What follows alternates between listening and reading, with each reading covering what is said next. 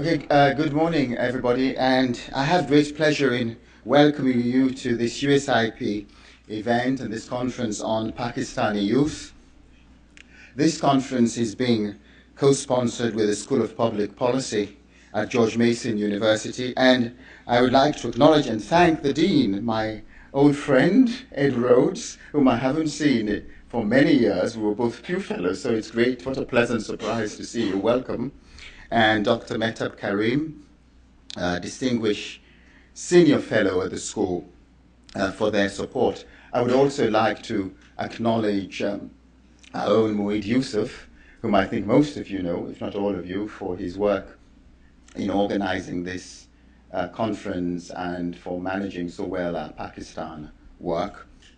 The Center for Conflict Management, in which the Pakistan program is housed, designs and manages USIP's efforts to prevent and manage and resolve international conflict. And I think this mission is of key importance to Pakistan, where USIP has been working since 2005. Our Pakistan program supports policy-relevant analytical work that contributes to greater understanding of conflict and peace dynamics in Pakistan. On the ground in Pakistan, we also support initiatives that promote tolerance and help to prevent and mitigate violent extremism. We are working with religious leaders to introduce peace education from an Islamic perspective as part of religious education. We've also built a network of conflict resolution facilitators who work on the ground to resolve local disputes. And USIP also promotes community-level dialogues and policy dialogues through Track 2 diplomacy, and especially between Pakistan and India. And most recently, we have started programmatic work on the media sector, trying to understand the role of the media landscape in Pakistan, and to promote narratives to counter extremism. I think one of USIP's really unique strengths is our convening power. And over the past 18 months, the Pakistan program has organized nearly 40 discussions, including both public events of this nature and off-the-record roundtables with Pakistani experts and officials. And by last count, over 55 influential Pakistani officials have presented their views at USIP, and academics and think tank people as well. So this convening power, I think, is one of our strengths. The theme of today's conference, I think, cannot be overestimated. Youth are important agents of change in any country, and in a country of 180 million, of which the youth constitute one of the highest percentages in the world, this is absolutely vital. And we at USIP see youth as central to peace-building efforts around the world, and we've done a significant amount of work in this area. We have a youth working group, and we also have a Pakistan Young Professionals working group, which Mueed convenes, and which brings together young professionals to discuss critical Pakistan-related issues. So building the work of nations really is the work of successive generations, and clearly it requires the creativity, the imagination, and the energy of youth. So it is for all of these reasons that I'm so delighted that USIP is co-hosting this event.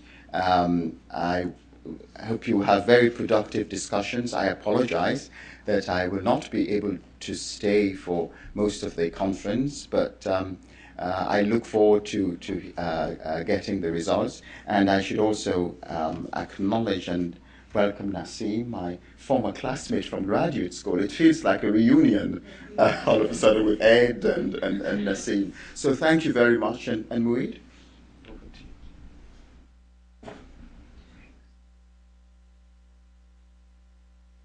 Thanks, Abby, and good morning all. Thanks for joining us this morning. I want to join Abby in thanking the School of Public Policy at George Mason, Dean Rhodes, and especially Dr. Mehtab Karim, who's sort of my partner in crime in putting this together. Also, the panelists and the speakers, some of whom have come all the way from Pakistan to speak to us today. The event, this conference that we're hosting today, is special to both myself and Dr. Karim because this is one of the areas that both of us have worked on for the past few years, and Dr. Karim actually is conducting a major survey of Pakistani youth even right now. I think it's in progress. We talked about hosting an event like this and getting the esteemed line of panelists that we have, primarily because we hear a lot about Pakistan in this town. But every time we hear the word long-term partnership, what policymakers are really talking about is about 3 days from the time they've said it. 6 if you're lucky. 2014 seems to be the end of the world if you're in South Asia. But if you're really looking for a long-term partnership with Pakistan, then the upcoming generation is the most significant part of that. And I could challenge you to look around the events on Pakistan in this town. The word youth would hardly show up.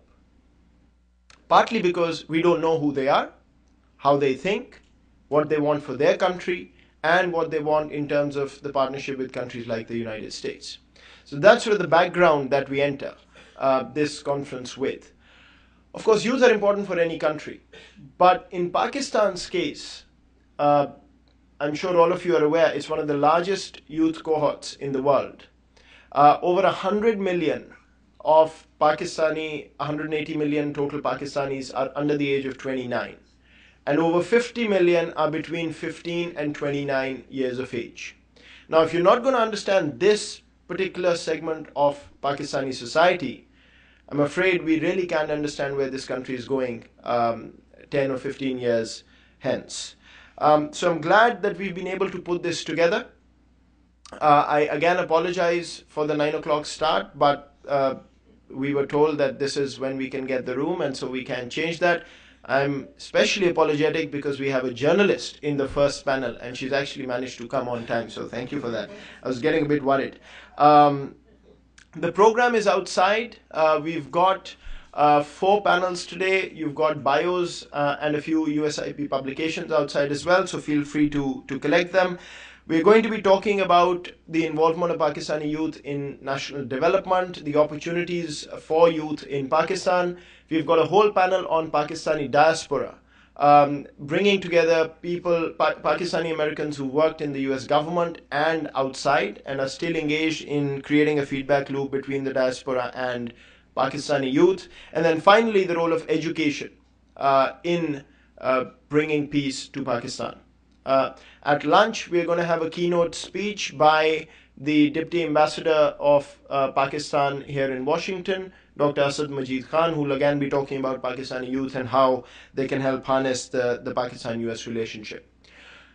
Each panel is moderated by a chair. We've asked the panelists to speak for about 10 to 12 minutes, after which we'll have a Q&A. You've got mics at both sides of the room. Please queue up and ask your questions. Hold them till the end of the panel so that we can hear the panelists before we get into that. And again, you've got some publications, the bios, speakers' bios, and the program outside.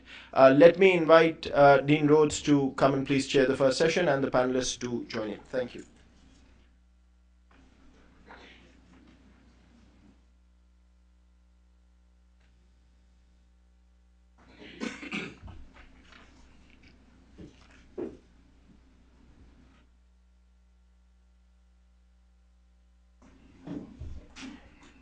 As everyone is coming up, I'll take advantage of the moment to thank USIP, also to thank particularly Mueed and Mehtab Karim for organizing this event. This is, I share everyone else's view, this is critically important.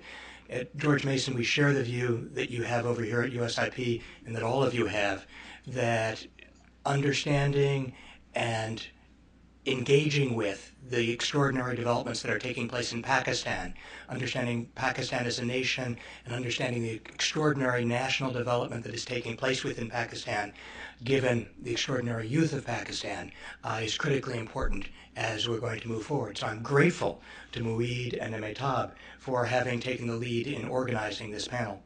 I'm Ed Rhodes. I'm the Dean of the School of Public Policy over at George Mason University, and I'm honored to be able to chair this panel. I'm particularly honored because of who's on this panel. We have 3 speakers on the first panel. Dr. Mehtab Karim is an internationally distinguished demographer. I'm also pleased to say he's a distinguished senior fellow and affiliated professor in George Mason's School of Public Policy.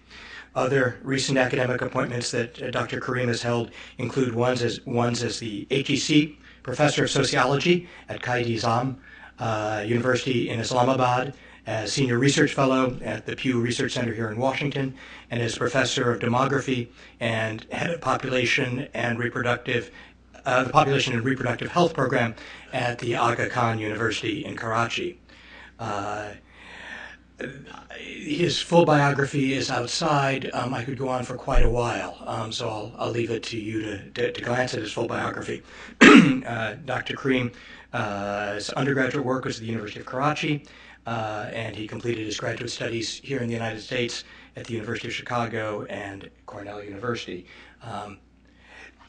Our second panelist, Ms.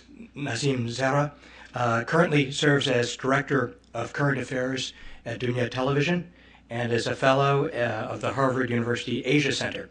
She also serves on the Pakistan Leadership Council for the America-Pakistan Foundation, as a member of the Pakistan Institute of Legislative Development and Transparency's Group on Democracy, and as a board member of Leadership for Environment and Development, Pakistan.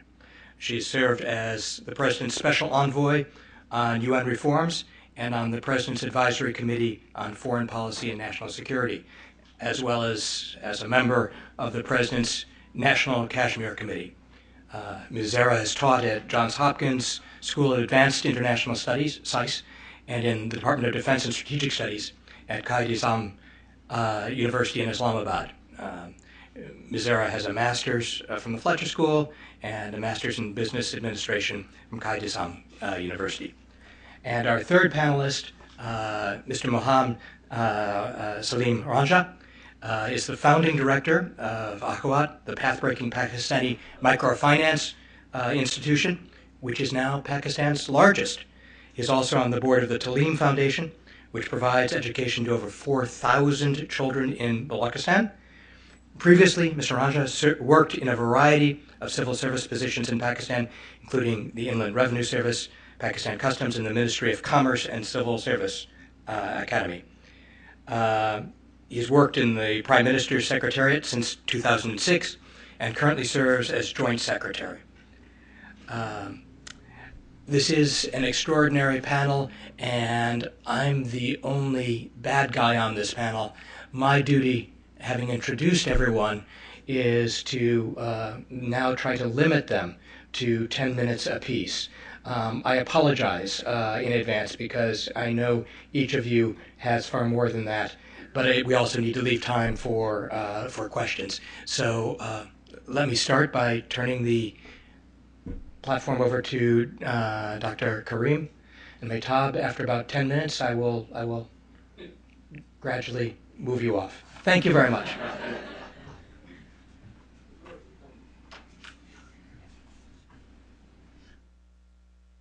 Thank you very much, Dean Rhodes, and thanks a lot to USIP. Being a teacher, minimum we have to teach 45 minutes, or 50 minutes, so I don't know if I can do it for 10 minutes. Okay. I'll just very quickly go to what demographic dividend is, which basically originated in 1990s.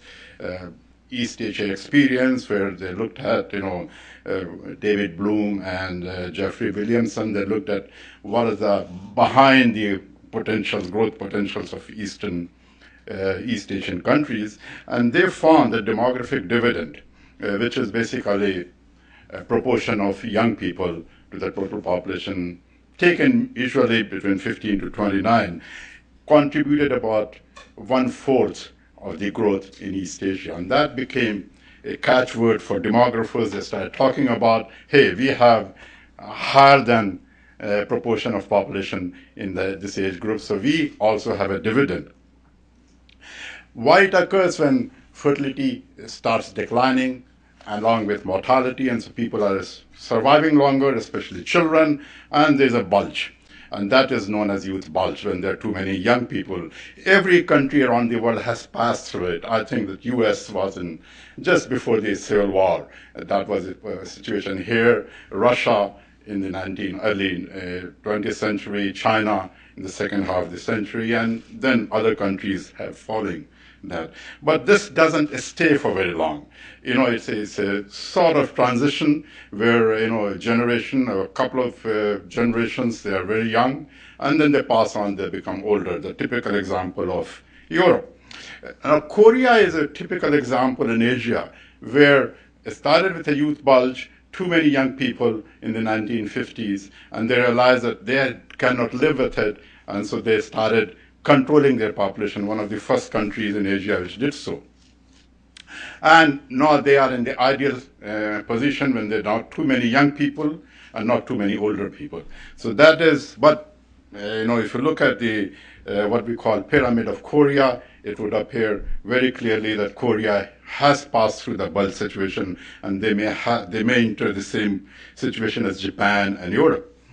Okay, now one thing which has come out of for sociologists and political scientists, that there are behavioral effects of this bulge, mainly because of the age structure. This behavioral aspect reflects itself in many ways. An increasing proportion of working age individuals, so that is for economists to look at, in a population enhances overall productivity with improved skill level of the workers and the contribution they can make to the society. But it is worth repeating the fact, as I mentioned, that this bulge doesn't remain there all the time. So those countries which have what they call missed the train, they have problems ahead of them. And so then come some issues which relate to the current situation in many countries, and I have been doing this work in the Middle Eastern countries, or rather mostly prominently Muslim countries in the region with Pew Research Center. And what I found, and when we did some projection of the population, that what we found that countries from Morocco to Indonesia, largely they are going to have this youth bulge for another 25 years. And many of the issues which are there, particularly in the Middle East and up to Pakistan and Afghanistan, it is due to what we call extensive or substantial proportion of population which is youth, about 30% roughly in these countries. Now let me quickly just show, because we cannot move without slides, and I don't know how to do it. I think it's sleeping. Yeah, it's sleeping. Okay, so this is a situation where the Muslim countries, Muslim majority countries, are in comparison with industrialized countries. You look at the population below 29, it's about 60% in Muslim majority countries and substantially lower in industrialized countries of Europe, US, Canada, and Japan. And not only that, this 28%, which is current, 15 to 29, you have a 32% which are coming. And these are the children already born. And with very low infant mortality, which has been achieved by most of these countries, they are going to survive to adulthood. And that is the greatest concern. Very interestingly, in the age group 30-44, the numbers are equal. This is the most productive, economically productive age group, and that's very interesting. Just look at that, these numbers and these percentages. And then as they grow older, there are fewer and fewer people like me, who are 60 plus. I'm not going to tell you my exact age, but I'm somewhere there. But at the same time, of course, there are problems because, as I said, that this bulge doesn't stay that way. This is the example of Europe, where a lot of people are elderly. Okay, so Of course, there's another thing here. When you look at the cities in most of the developing countries, there has been a great deal of migration to the cities from villages, mainly because too many young people cannot be absorbed in the rural economy, and so they migrate. And so Peter Zenos, who has done extensive study of urban-ward migration of youth, he looks at the data from three Muslim-majority countries in Asia, Indonesia, Pakistan, and Bangladesh, and he says that there are about 10% more youth in the population than the national population. So we have 30% in Pakistan nationally, and in the cities there are about 40% of the population which is youth. Okay, so what is the repercussion? First, across developing countries, there is concern for the impacts of youth of very rapid social change associated with globalization on the one hand. And on the other hand, in more conservative Muslim-majority countries like Pakistan, concerns center on the conflicting values. The attraction of a largely westernized global youth culture, which is penetrating in Pakistan on the one hand, on the other hand, it's a different culture, which you already know. So what happens in that situation? That youth have access to internet and television, and they know what is happening around the world, which my generation didn't know. And that is something very important to consider. Besides, there's a growing powerful forces of national and religious identity, which further aggravates the situation. Along with low level of education in a country like Pakistan and many other countries in the region, and lack of employment opportunity. So these are the two very important factors, which give further create further problems for the countries. Now, scholars have argued for over 4 decades that having too many young people creates a situation which could lead to internal conflict, mainly, but at times international conflict also, like it happened in many countries in Europe. And it happened in Europe again and again, 30 Years' War, if you recall that. And Huntington, not that I'm his admirer, but I like what he said, that in his clash of civilization hypothesis, he linked the clash of civilizations because, generally speaking, those who go out and kill other people are males between the ages of 16 and 30. And that's universally true. It's not only true for developing countries. And similarly, Jack Goldstone, colleague at George Mason, he has done extensive work. He argues that youth have played a prominent role in political violence throughout recorded history. And the existence of a youth bulge has historically been associated with times of political crisis. So, youth population can undermine existing conditions, creating instability, and since they are more susceptible to new ideas, coupled with familial commitments or stable employment, they are easily mobilized by insurgent organizations, leading to conflicts. So, going through all this, Pakistan is not an exception. As a matter of fact, it has become a rule now, where one of the few countries in Asia where demographic transition occurred very late. Fertility rate has remained very high. Even now it is high. On average, women produce 4 children as compared to 2 in next door in Iran and about 2.5 in Bangladesh and India, the next door neighbors. And so it has a lot of people who are young. And it could be shown here, and that situation is not going to subside. As you look at 2 projections, one projection and one actual, that there will be substantial increase in the younger age cohort in Pakistan till 2025. And as Moise said, that we look at 2014 or whatever, even 2011, we don't talk beyond that, that's the group which will play very crucial role in what is going to happen in Pakistan.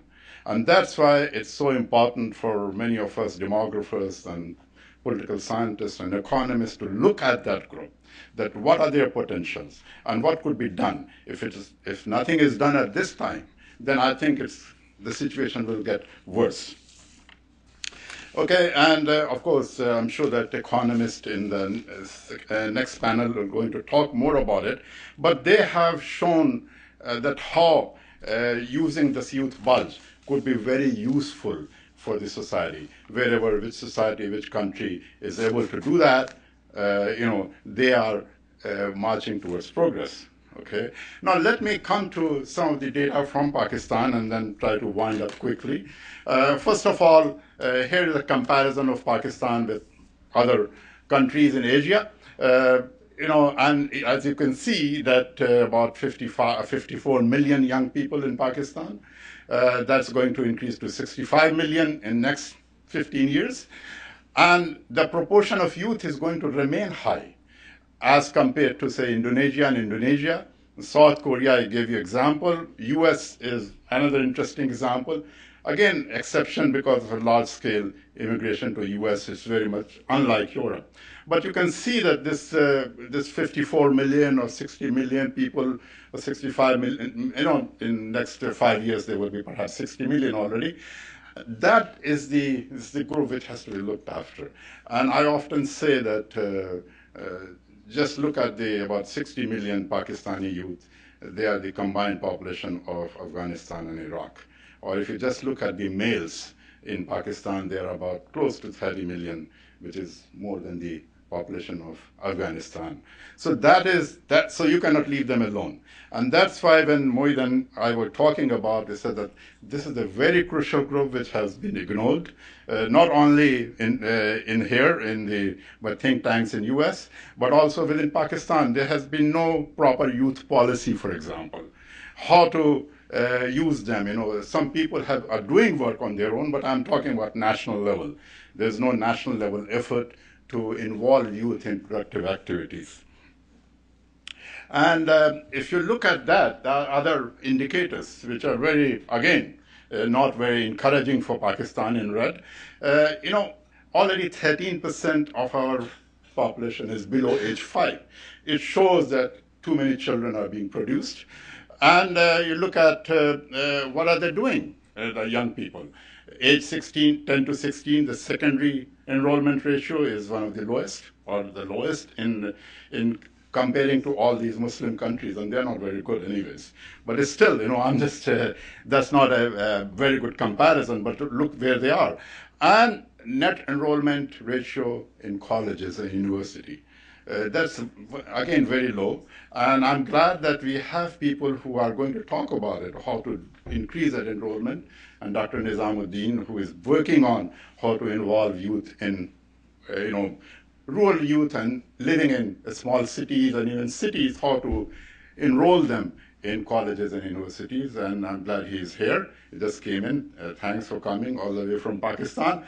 But still, we have a substantial proportion, about half of the males, they are actively involved in labor force, but a very small percentage of women, one of the lowest, as again you can see, with the exception of Egypt. Again, the same reason perhaps. So before I wind up, let me show you a couple of other colorful slides. These are the last slides. These are the one thing which has happened, and it's very encouraging, that women in urban areas, they are at par with men in terms of metric. Metric is a high school in Pakistan. About 31% of the women and men, they have achieved that level of education. In rural areas, they're far, far behind. So that is something which is encouraging. And I'm a great advocate of that. As long as Pakistan becomes more urbanized, the things are going to change rapidly. But on the other hand, there will be a lot of people who will be migrating from rural areas who are illiterate, as you can see here, high level of illiteracy or no schooling.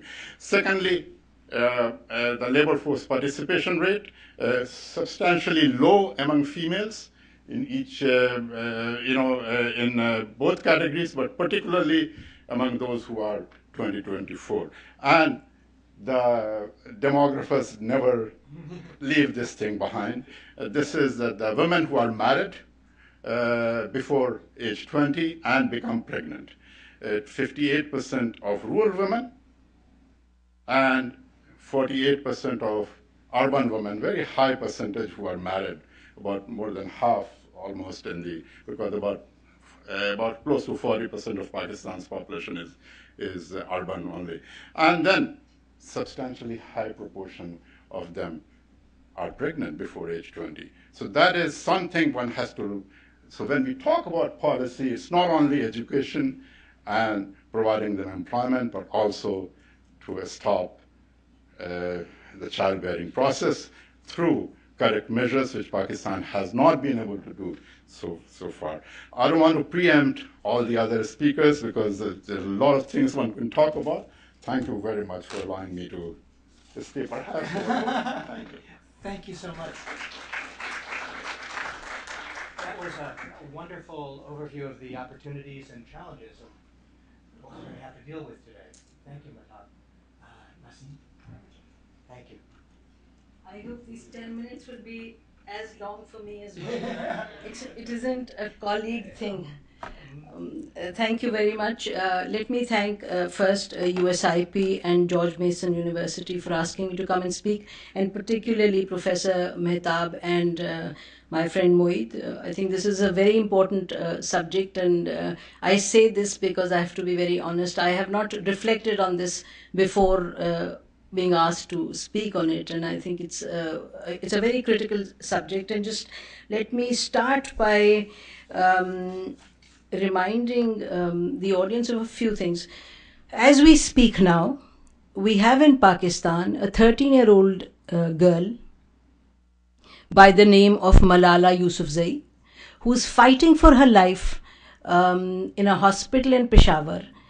Yesterday she was, as she was going to school in a bus with a group of girls, the bus was stopped and a gunman walked in and asked Malala to be identified. She was identified and they shot at her point blank. Two other girls were injured, but miraculously they escaped any serious injuries. A bullet went through her skull, through the spine and out. So, but she's still not out of danger. What was the crime that Malala had committed? Since 2009, when the Tehreek-e-Taliban in Pakistan, in Swat particularly, were threatening to shut down the schools, this girl had basically talked about it, criticized it, said she wants to continue to go to school. Her father runs a school. And she continued kind of her criticism of what the Taliban were doing and her urge to want to continue to be educated. This is a 13-year-old girl. And obviously, by example, others also followed. And then there was this whole dialogue in Swat amongst the girls, young girls, asking for their right and demanding that they allowed to be educated and should get the opportunity to be educated. And of late, she was, various, especially foreign media, etc., was interviewing her. So she had, acquired kind of some stature, some limelight, and had become part of the discourse, and so critiquing the Taliban.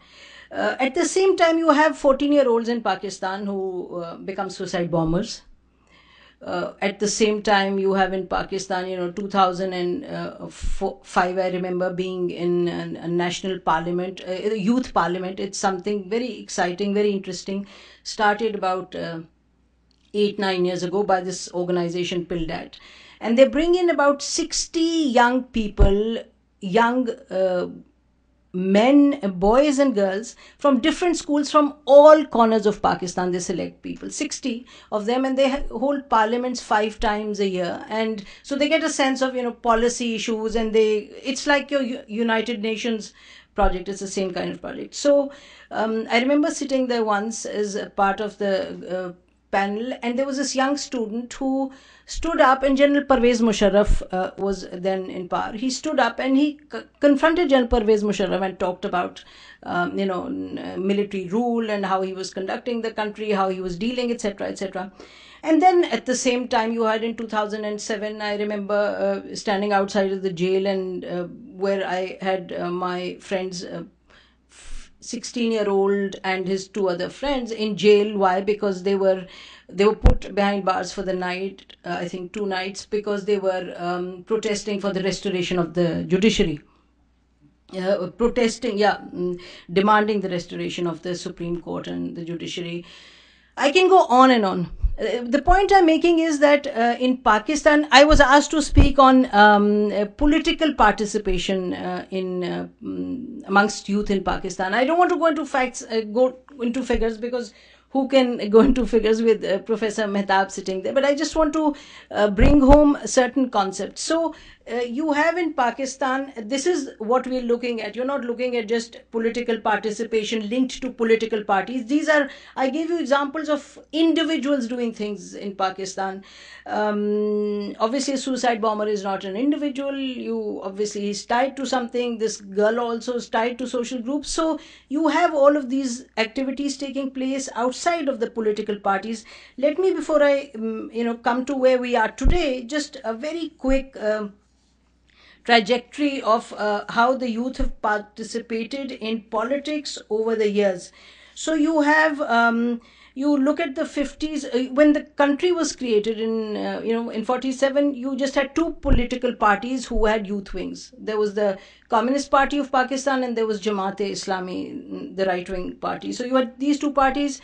And mostly they were involved in kind of cultural activities, debate, discourse, etc. Then you'll come to the 60s and you have martial law, etc. And then you have these groups turn towards politics. Late 60s, you have resistance and martial law, and you have emergence of student activities, student activism across the country, and Ayub Khan is sent home.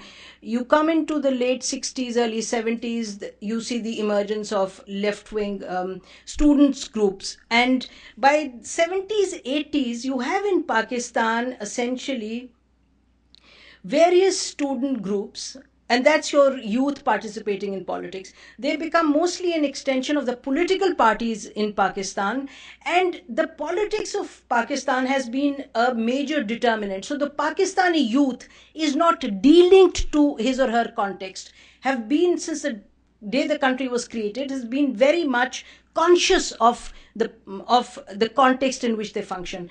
So therefore, when you look at some of the key events in Pakistan's history, you have had, martial law, you've had the Afghan war, you've had, basically a movement for democracy. And all these events have been, and Afghan war has been a turning point. We'll come to that as well.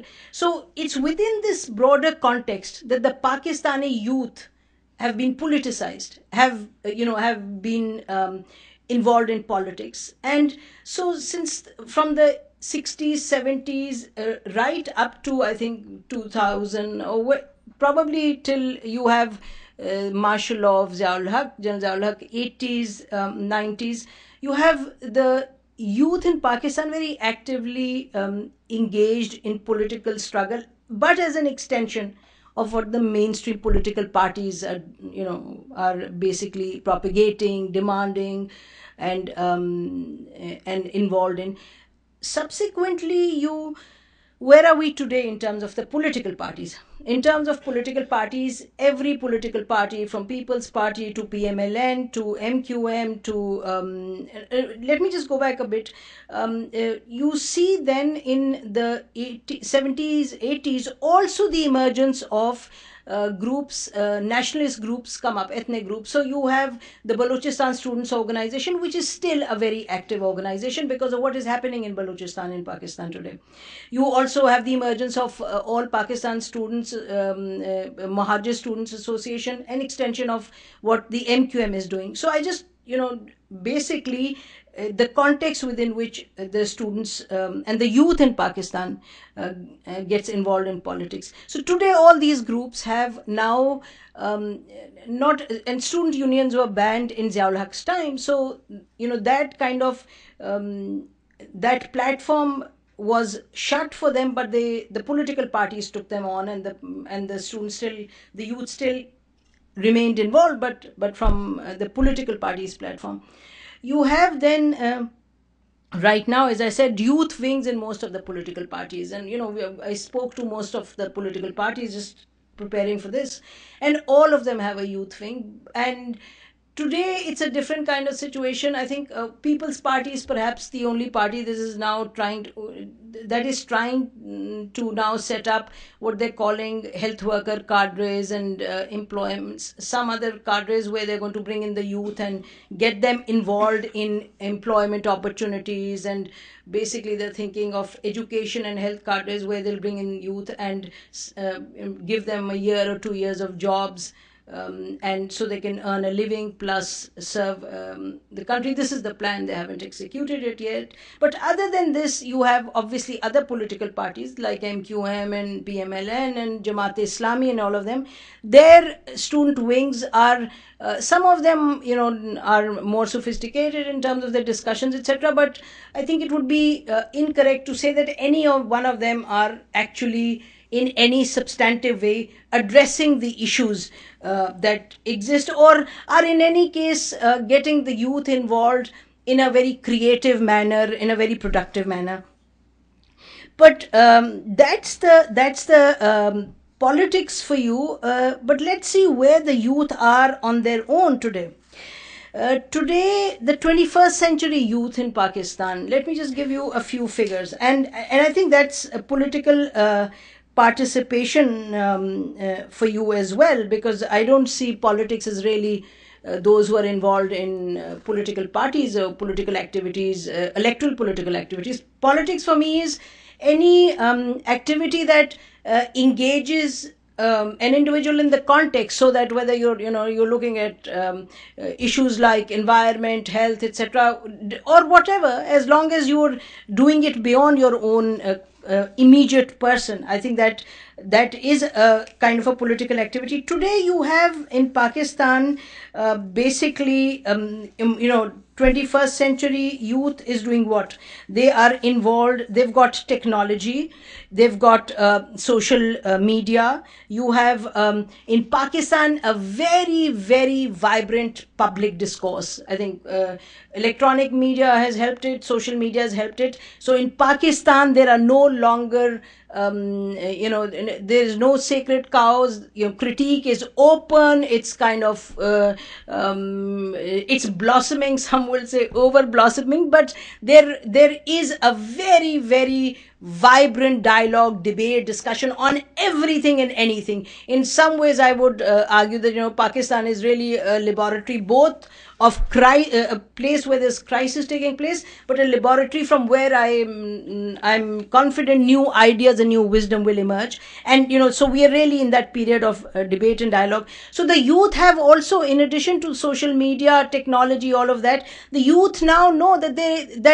that questioning and criticizing is fine, so that today's youth in Pakistan, through social media, through the other different platforms, there are a number of youth groups that are very active, which are not linked to political parties, but they on, for example, restoration of judiciary, plus on this vile video that came out, this obnoxious thing called Muslim consciousness, whatever, Muslim no, what is it called? Something is ridiculous, whatever. So the youth in Pakistan, took a position on that. They came out and they said, we want a peaceful march as opposed to something that the political parties had organized. I'm just giving you an example. So and then of course, the whole question of whether it's the global consciousness that exists today in the youth in Pakistan, on the one hand, and on the other hand, the problems that exist within Pakistan, whether it's a question of critiquing the leadership, whether it's a question of, is democracy delivering, whether it's a question of, why this load shedding, whether it's a question of why so much inequality. So the youth in Pakistan, I think, is an amazing force today. And I would submit that I don't see this as a force that will destabilize. I picked up a few points that I can go on and on, but I'll be happy to answer questions. I told you were going to be nepotistic. You didn't say anything to your friend, and I'm certainly nowhere near the time that he spent. It's okay. I think we have to be fair. So anyway, coming to where we are now. Yeah, I just wanted to make a few points on whether youth are necessarily a liability. I would say that when I look at the youth in Pakistan, and my colleague will just talk about Akhuvat, the organization that he's running, and I've talked to other organizations where, and now we're talking outside of the government. Youth in Pakistan today is a very dynamic, aware, conscious, socially conscious energy that needs to be tapped, that needs to be really channelized. And even when I say needs to be channelized, I sound patronizing, and I have to step back and say that, if you go on to social media, if you go on to the kind of discussions and debate, the youth, in some ways, the youth will lead the nation in terms of a consciousness. But certainly what is missing, the big missing link is, structures within which the youth can then go forward and express, their energies can be utilized, and not just for the self only, but for the broader good of society. And I think that's really where you have the Pakistani youth standing today. In terms of the access, in Pakistan you have around 7 million Facebook users, just 7 million, and the numbers are phenomenal in terms of the access, the involvement and engagement, and of the youth in social issues, in political issues.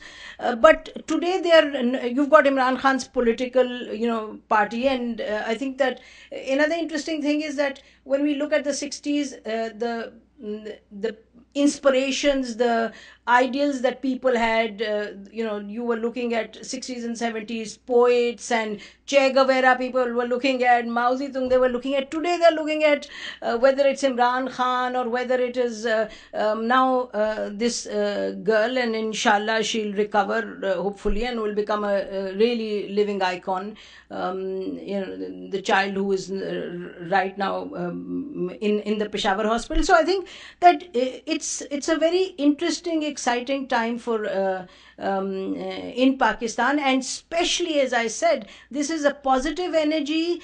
And what has been destabilizing for Pakistan, I think professors have mentioned that sociologists, etc., have talked about youth being potentially a destabilizing force. I would submit that in Pakistan, when I just think of the floods, when I think of movements, when I think of causes, when I think of who goes out and works with in orphanages, goes and works in jails, and I mean, over the years what I've seen is there is such an enthusiasm amongst the youth. Yes, you have people obviously who've been attracted to the other side also. Madrasas aren't always bad, but obviously you're looking at the issue of militancy, etc. In Pakistan, we really need to set the context right. We need to really deal with the political processes. We need to essentially make sure that this process continues. And the issue of terrorism, I cannot overestimate its impact in terms of generating extremism, etc. But my own sense is that on that issue we are over the hump, and I think we're on road to recovery, and the youth have a very important role to play in all of that. Thank you very much. Thank you. Thank you.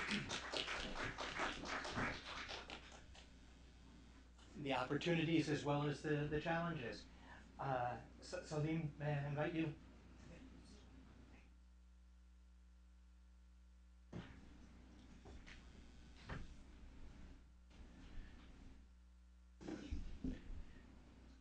No. Good.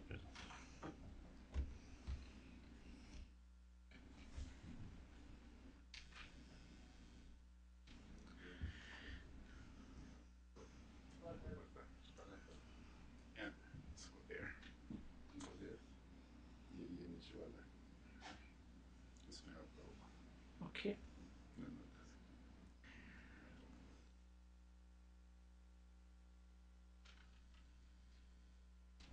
Bismillahirrahmanirrahim. Allahumma salli ala Muhammad wa ala Muhammad. It's asking me to speak where people like Dr. Kareem and Dr. Rhodes and Naseem are sitting is just like putting a quack at the end of specialists. Sorry for that. It's not my fault. I'm talking of a program which we started 12 years ago in Pakistan. And it's just like one of the chances. We didn't plan it, we didn't work hard for that, it just happened. And now it's one of the most successful in the country. We are like, it's a personal narrative before that. I come from a political landed family of the central Punjab, which are a habit of spending more than what they're making. So we were under heavy loans, and there was no way to get out of it. So in the late 90s, my father and myself and my mother and my wife all put together and said, we have to get rid of it. Otherwise, it will just like squeeze us and drain us down. And once it was like 70% loans were repaid, the question was to repay to the society. At the same time, there was happening, something else was happening in the country. An old civil servant of the ICS. ICS is the Indian Civil Servants, which was there before the Brits left India. He went in Bangladesh, started working in Comela. He was joined by a few more idealist civil servants like Shoaib Sultan Khan, and they started first in Comela and later on in the northwestern province of KPK, a place called Malakan. And in early 1980s, a project was started in the northern Pakistan, now presently a province of Gilgit-Baltistan, with the support of Aga Khan. That's called Aga Khan Rural Support Program. So, and today, if I tell you that the best literacy rate of Pakistan and the best literacy rate of women in Pakistan is not from Lahore, Karachi, or Islamabad, the biggest metropolises in the capital. It's from the district of Hunza, where roughly 90% of the general population and roughly 70 to 75% of the ladies are literate. So this program was going on, and now today, adding to that is Shoaib Sultan also has the credit of starting India's biggest poverty alleviation program. It's very interesting that hardly anywhere in the media it is given the credit that India's biggest poverty alleviation program was started by a Pakistani in the mid-90s, and today in Pakistan and as well as in India, more than 100 million beneficiaries have been benefited out of that program. So coming to Akhuvat, Akhuvat is the first interest-free microfinance in anywhere, as well as I know, and definitely in Pakistan. Interest-free, let me be very clear, it means that no charge is ascribed to any beneficiary who get loan, whether it is a service fee, whether it's interest, whether it's markup, whether it's profit. Only the principal is to be demanded back, and we'll talk more about this. The vision of this organization is a poverty-free society built on the principles of compassion and equity, and the mission is, you can just go through. Objective is to provide interest-free microfinance to services to poor families, enabling them to become self-reliant. We were not comfortable in a society where the rich were subject to maybe like 8 to 10% of interest, but the poor were to be demanded an interest rate of 30 to 40%.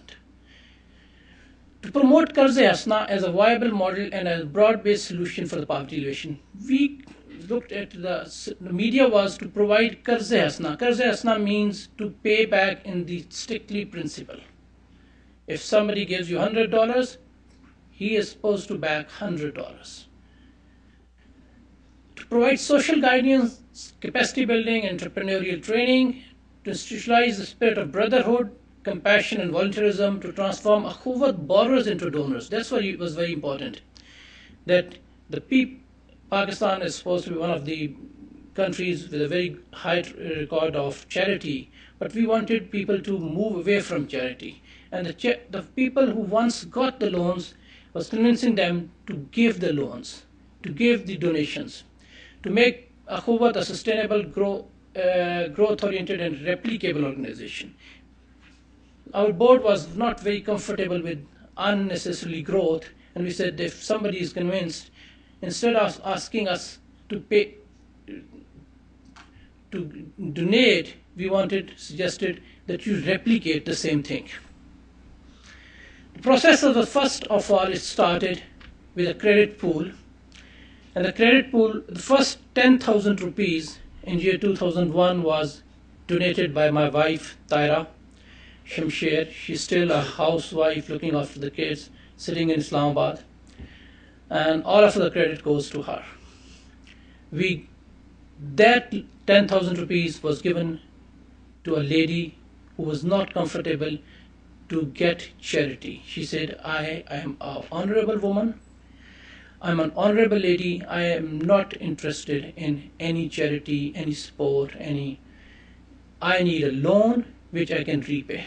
She bought two sewing machines, and that's the start of Akhuwat. Afterwards, small loans, Qarz-e Hasna, to the poor from the credit pool.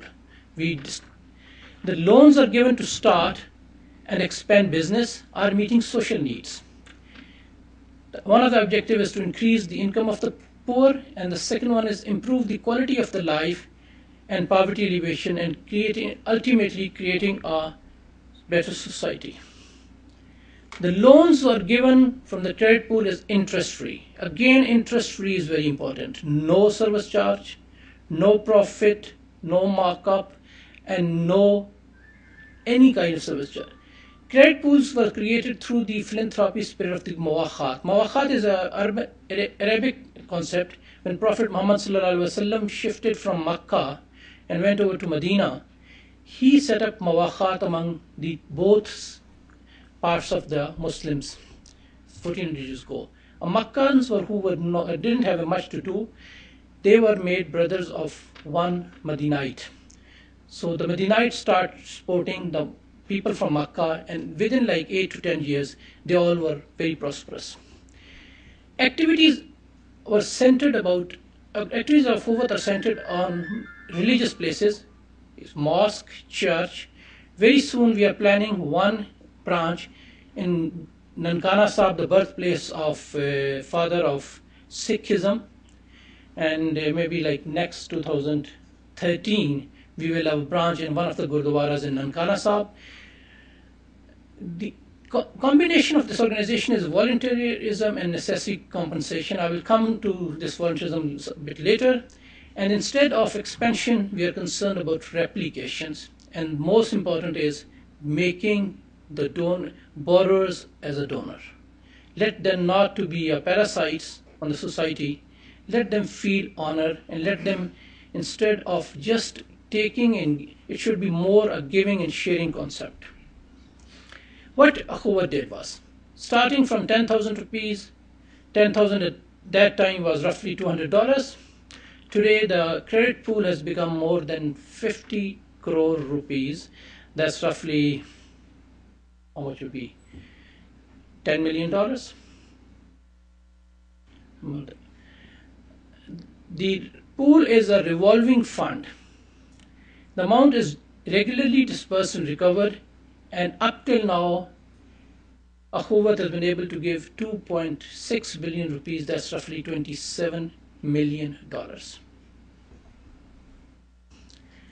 It has got 160 branches. Last month, in the banking history of Pakistan, we opened 63 branches in one day. You can ask, how did we do it? Easy thing. We suggested to all of our branches to plan, to sponsor, and to initiate another branch. If the head office would have done it, it would have taken years. It would have taken a lot of resources. But for one branch, to open another branch was pretty easy. Up till now, we have the borrower strength, 180,000 families. And if you talk, as Naseem was talking of poor in Pakistan, there are roughly 60 million poor, and if you divide them, there are around 10 million households. So if you talk of 10 million households, up till now, we are roughly 2% of the Pakistan population. The recovery rate is phenomenal, 99.85. It only once flew dropped down to 99.3, and that day our boardroom was something like a Hiroshima or Nagasaki. The staff is 750,000 people. It's a new model in microfinance. There is a number of case studies. It is taught in many universities, including one in Pakistan and one in University of New South Hampshire. Also, there's a PhD being done from University of North Carolina. There's a case study taught in Harvard Business School.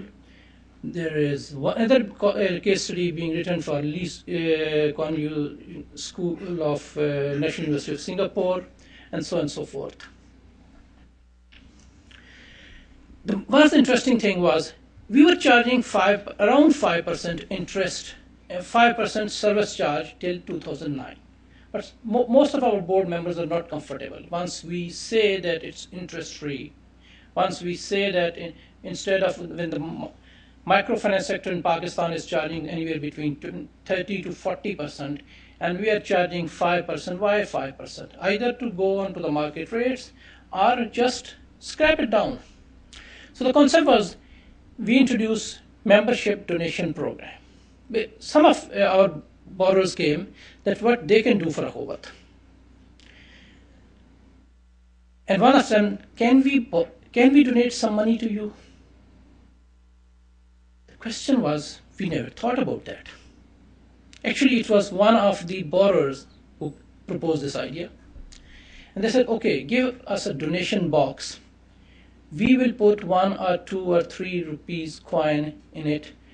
And today, 70% of our cost is coming from those donations coming from the very poor of the society who once got loans from us. Small donation boxes are placed at the workplaces, homes, cars, kiosks, cycles, rickshaws. The borrower contributes anywhere from 2 to 5 rupees daily, and this is not mandatory. If he likes it, he does it. If he doesn't want, no compulsions.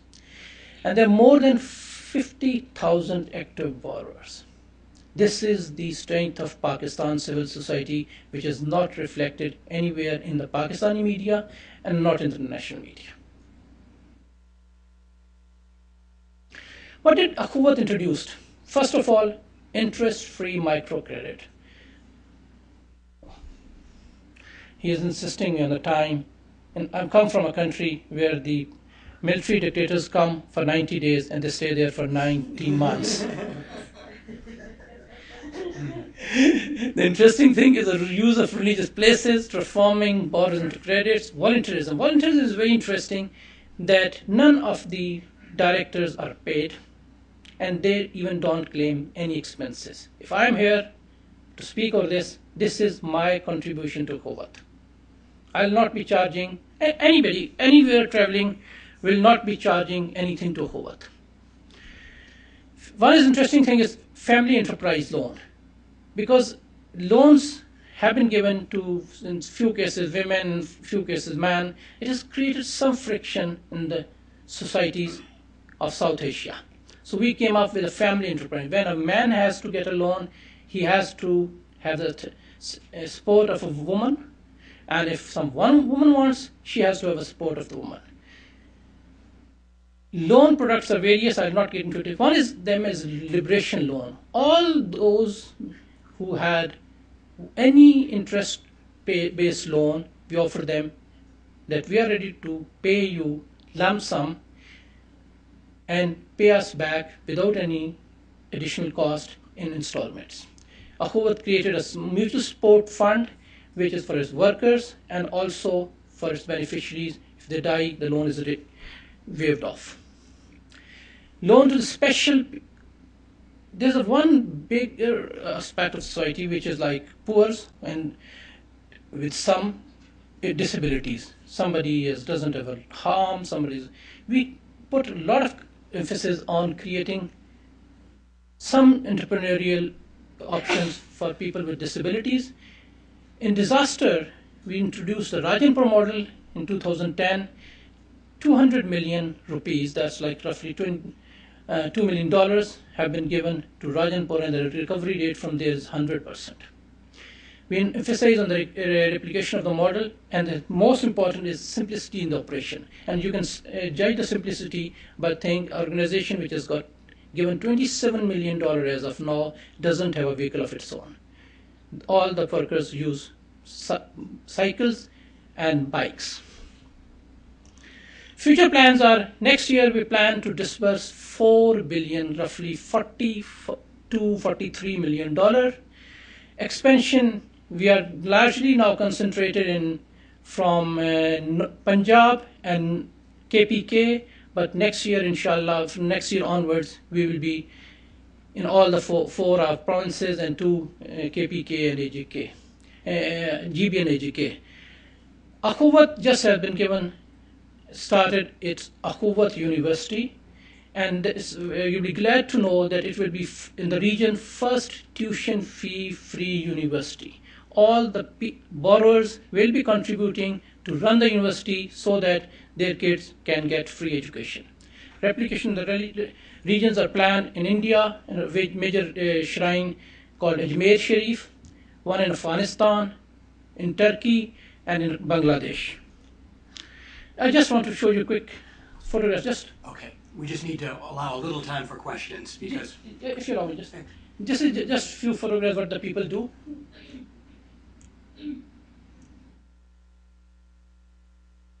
Somebody is running a school, swing, carpentry, embroidery. This lady has started with 10,000 rupees. Now she has tractors, seeds, small factory, lathes. How we do it? This is people sitting in a mosque go and apply, and the loans are given in a mosque or church or a shrine.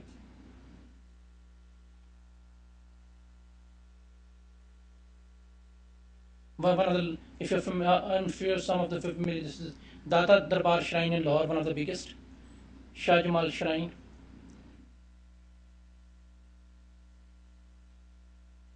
This is in central Punjab. This is in South Punjab. This is a church. Thank you. Thank you.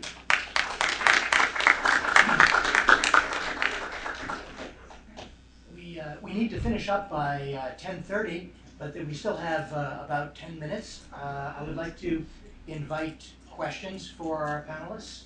There are microphones at the side. I don't know that do we need to use microphones? Okay, if you could come to a microphone, if you could, yeah. And others, if you'd like to queue up at microphones, that would be, thank you. Can I? Thank you very much. Excellent presentations.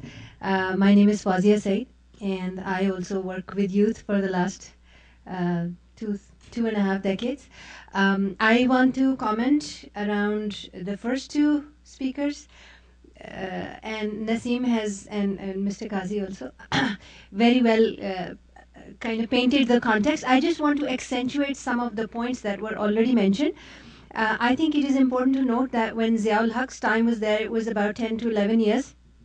That was a time when we went into a dip where the youth actually got a bit disengaged with the political context, and a very conscious effort of depoliticizing the youth, where youth was moved away from any collective action and it actually got stigmatized.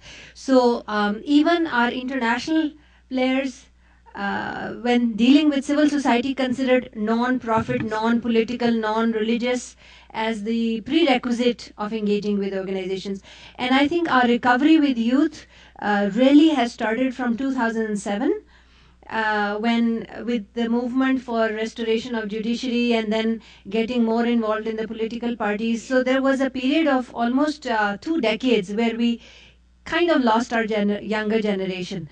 And that was mentioned, but I just want to point that. And in the first presentation, there was a mention of policy, youth policy. I think different governments have initiated. It's just that it doesn't gets institutionalized and continuation of work on it. So every new government or every new leader stops and starts all over. And just one last point, that recently the portfolio of youth has been devolved. And so now the federal government is not really responsible for youth anymore, the provincial government is. And the government of Punjab has been the first one to come up with a youth policy this year actually, and they have engaged a lot of young people's organization in that. So that has been a plus point. I just hope that with elections they don't start all over, the next government doesn't start all over. Thank you. Thank you. And I think what we'll do is we'll take both additional questions and then we'll get a response from the panel. So. Hello everyone, I'm Hina Baloch and I'm from Balochistan. Coming from Balochistan, for me the topic of the conference is itself really ironic because in Balochistan there is no youth bulge. In fact, in Balochistan, the youth of Balochistan have become an endangered species. Ms. Naseem Zahra is sitting here. Ms. Zahra, you went to the Balochistan University in 2009, I think, and you spoke to the members of the BSO Balochistan Student Organization, and you heard their point of views, their feelings, their emotions.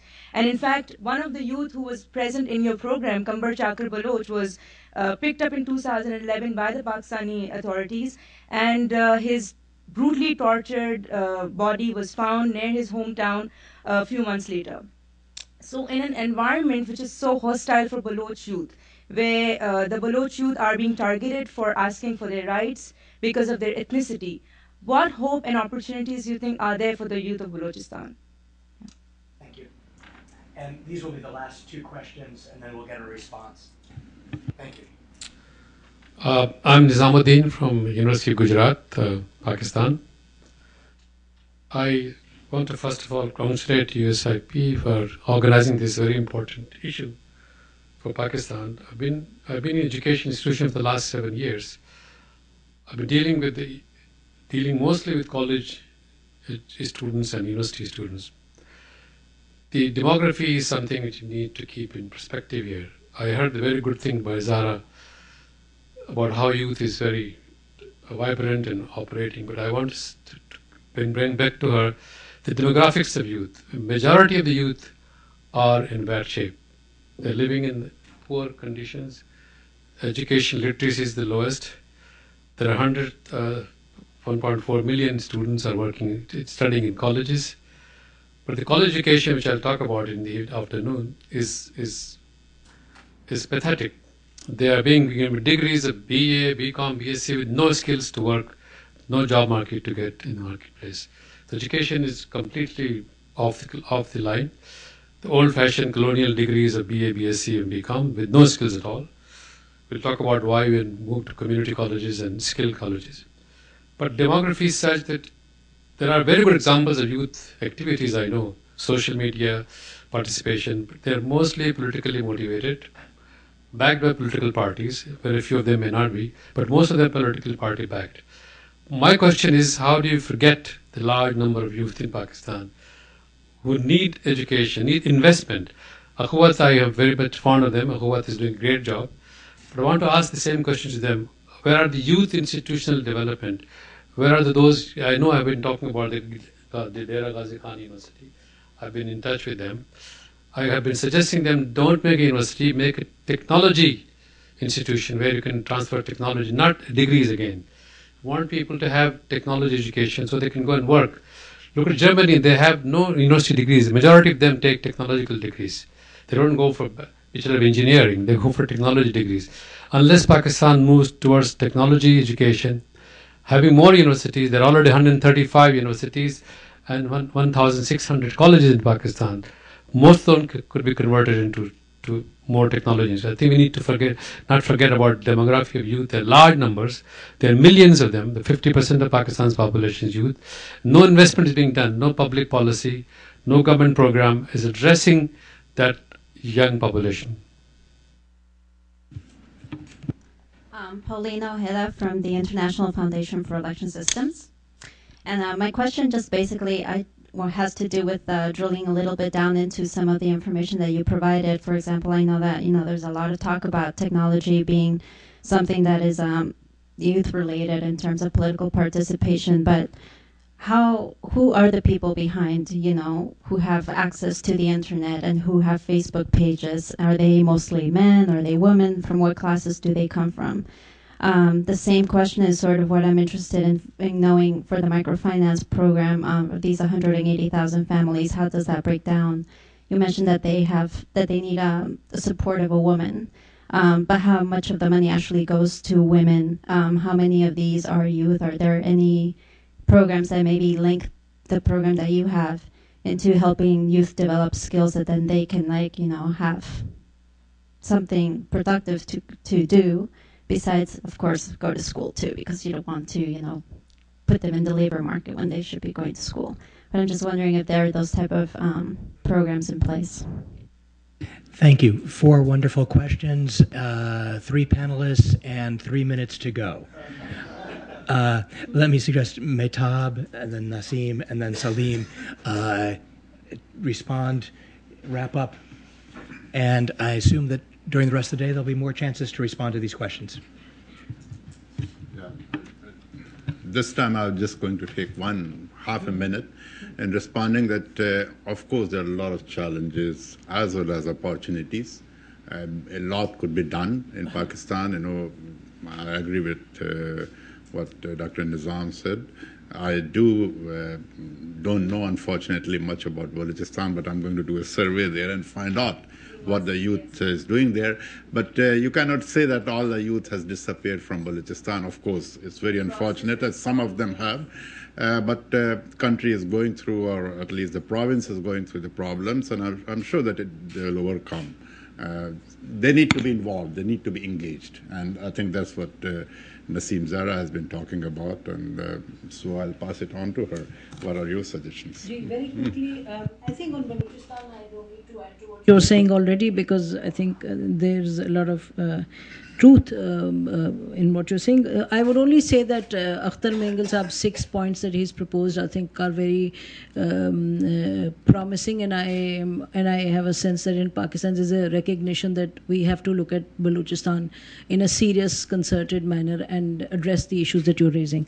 Number 2, in terms of what Professor Saab from Gujarat was saying, I would say that indeed you're correct. I was just asked to speak on political participation. That's why I focused on the energy part, and I would still submit to you that if you look at the Pakistani youth, if you look at institutes, and your point about institutes of technology, etc., you go to any city, any large city, any small city, wherever there are technology institutes, youth will go towards them like, you know, it's just amazing how much within, you know, days and months, any new institute that's set up is chock-a-block filled up, because there are people aspiring to head into this direction that you're talking about, technology, etc. So yes, of course, the energy is there and the potential is there, and between the government, I think the government alone cannot do it. I think that the private sector has a very important role to play, and as you know, I'm sure your university is a private sector university. It's government, okay. So there are a lot of private sector initiatives that are coming, and I think that needs to be done in a more concerted manner. And finally, what is the last question? Somebody was talking about internet breakup, etc. I don't think I'd have the breakup in. I mean, we can give you figures, but in terms of who's behind it, and also I would tend to disagree. I don't think it's anybody's behind Twitter or Facebook, etc. I think there's the youth energy all over the world, which is a questioning energy now. I think there's authorities and set patterns of thinking have been unhinged globally. And Pakistan is also part of that. And I think youth have, if Imran Khan has a few hundred people on internet and people are saying they're trolls, it doesn't mean all people on internet are following any party. So it's an independent energy. And I think that in terms of breakup, I think they belong to the classes that have access to internet, etc. And let me tell you that computer and internet is no longer an elite thing in Pakistan. You know, it's widespread, it's middle class, it's low middle class. And so it's an expanding consciousness supported by technology as well, but still millions are outside of it. Starting for what Naseem has said, what happened in Pakistan was that instead of internet going through the laptops and maybe desktops, it has moved through the mobile phones. And a country which has got 130 million phones, I'm sure out of like that 70% are internet connected. This is an amazing development taken place, and without any support of the government. Because I've Although I work for the government, but I said for a good thing coming up, government should stay away from it. I mean it. Coming about the university, Dr. Nizam Sahib has very rightly said, but in that, because of the paucity of time, I couldn't tell you so many things. Akhuwat is now providing loans to all the skill training institutions in the Pakistan, most of them, including the National Technical Training Institute, also the Punjab and Sindh Technical Training Institutes. Anybody who gets a skill set, he can get interest-free loans to start his businesses instead of looking for jobs. One thing which has happened, again, the time factor was there, that after 8 or 9 years, Punjab government was asked a Akhuwat team to start Punjab Education Endowment Fund. A fund was created by Shahbaz Sharif that was close to like 100 million rupees, $100 million. And out of that, up till now, 40,000 of Punjab students have been provided scholarships. I would recommend you, USIP, to have a special session on that program. And out of that, more than 1,000 Baloch students are getting free scholarship from Punjab government. Balochistan, to me, is very close to my heart. When my father was in jail, he was supported by Baloch leaders. And all of them now either killed, including Sardar Akbar Khan Bugti, and many put behind the jail. For me, they are uncles, and I am considered, despite the fact that I am working as the key aide to the Prime Minister of Pakistan, I sit in the Prime Minister's Secretariat, but I'm known as a Baloch nationalist, and I'm proud of that. The interesting thing is that unless we treat not only Balochistan, GB, Waziristan, northern areas, as part of the 6 federating units, things will not solve. In Balochistan, I would say, if you could go through my CV, we set up around 30 years ago. We are like a bunch of civil servants who work for the government, but instead of relying on the government, we say that if you want to do something positive, let's get out of the government and deliver it. Don't talk, do it. And one of our initiative was setting up in 1982, 83, in Kolu, first in English medium co-education school. Today we have 9 schools in Balochistan called Talim Foundation schools, where the daughters and the boys of the middle and small to middle level Sardars are studying, and even the poor ones. One of the son of a camel driver become a civil servant, many doctors, many engineers. They are taught till class 8. After that, we try to give them scholarships into the best institutions of Pakistan, and some of them have been done really well. Talim Foundation, Talim, TAALEM.PK. I would recommend you to have a look at the website. Now we are linking technology, interest-free loans, and internet into all those 9 schools. And very soon, those will be linked with Virtual University of Pakistan, and all the high-end internet will be provided into those schools. One thing is very interesting. Somebody asked about the support to the women. A lady called Maria Umar. Maria is the Masood of Waziristan. Her family had to leave Waziristan. She came to Islamabad. She got herself educated into IT, and she said, this is the time I should do something for people of my area. She got with Akhuwat and other organization, and they are now providing data entry a normal Android-based phone, which in Pakistan may be very expensive in this part of the world, but in Pakistan, because of the Chinese technology, Android phone can be available as much as like in $18. The ladies are trained to do the data entry sitting home on their $18 to $20 phone. They are doing the data entry and getting sizable income every month. Thank you, Salim. Unfortunately, our next panel, we've already cut 5 minutes into their time. I'd like to thank all 3 of you. This has been an extraordinary panel, and I hope we can continue these discussions in sidebar conversations. But I need to thank you and apologize to the next panel for chewing up some of your time. Thank you very, very much.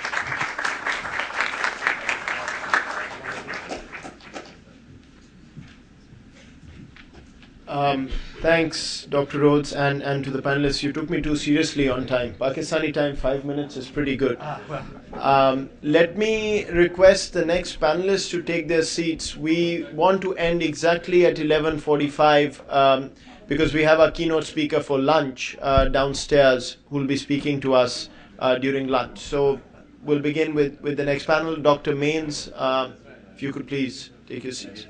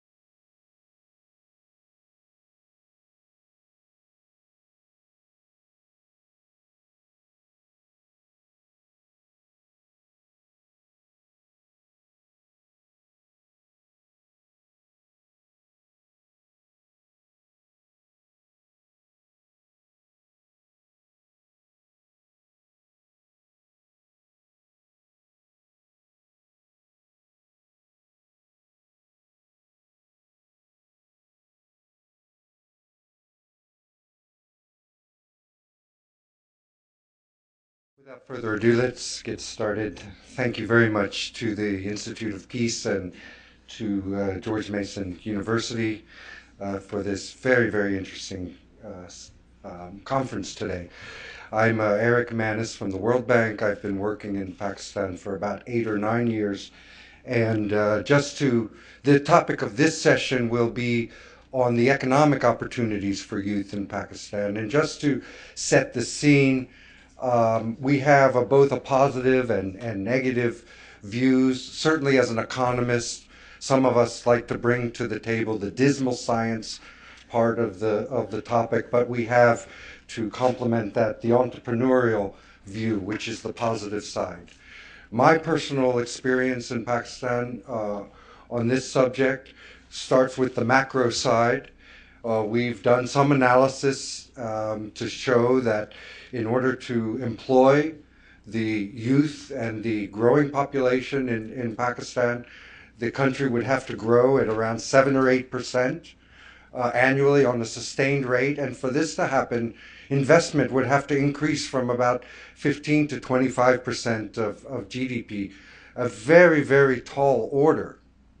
So on the dismal science part, the challenge for growth in Pakistan is great, but not only are we thinking of growth now, we're thinking of growth and employment.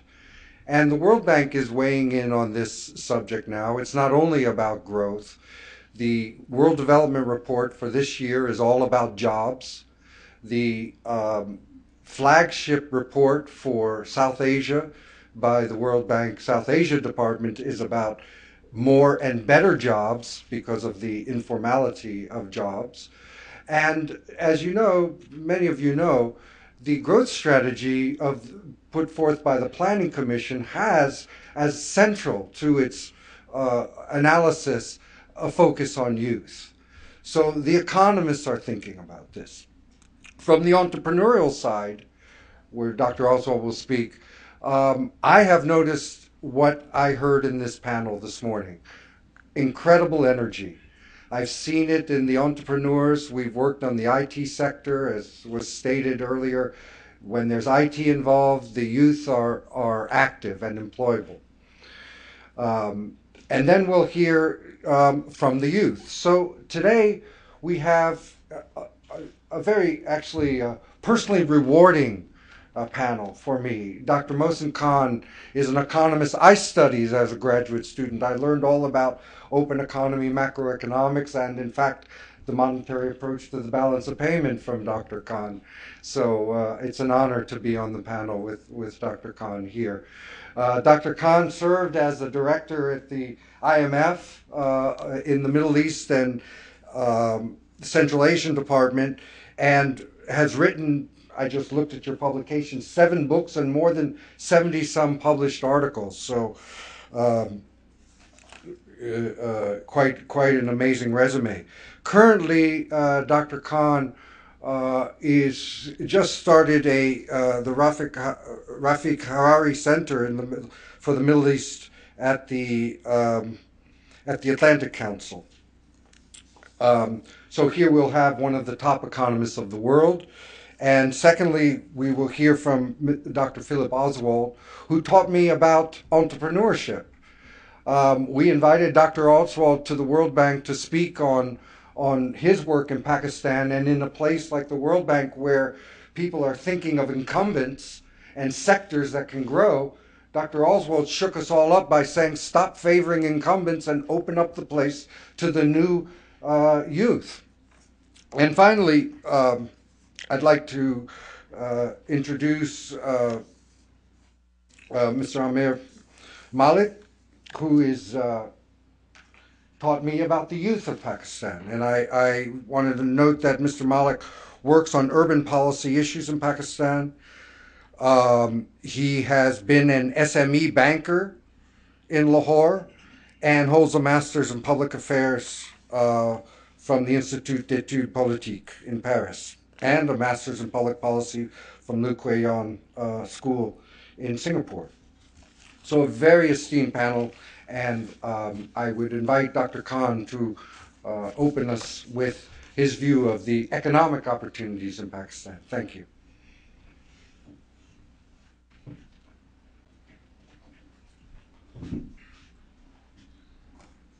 Well, thank you very much, Eric. That's a very flattering introduction.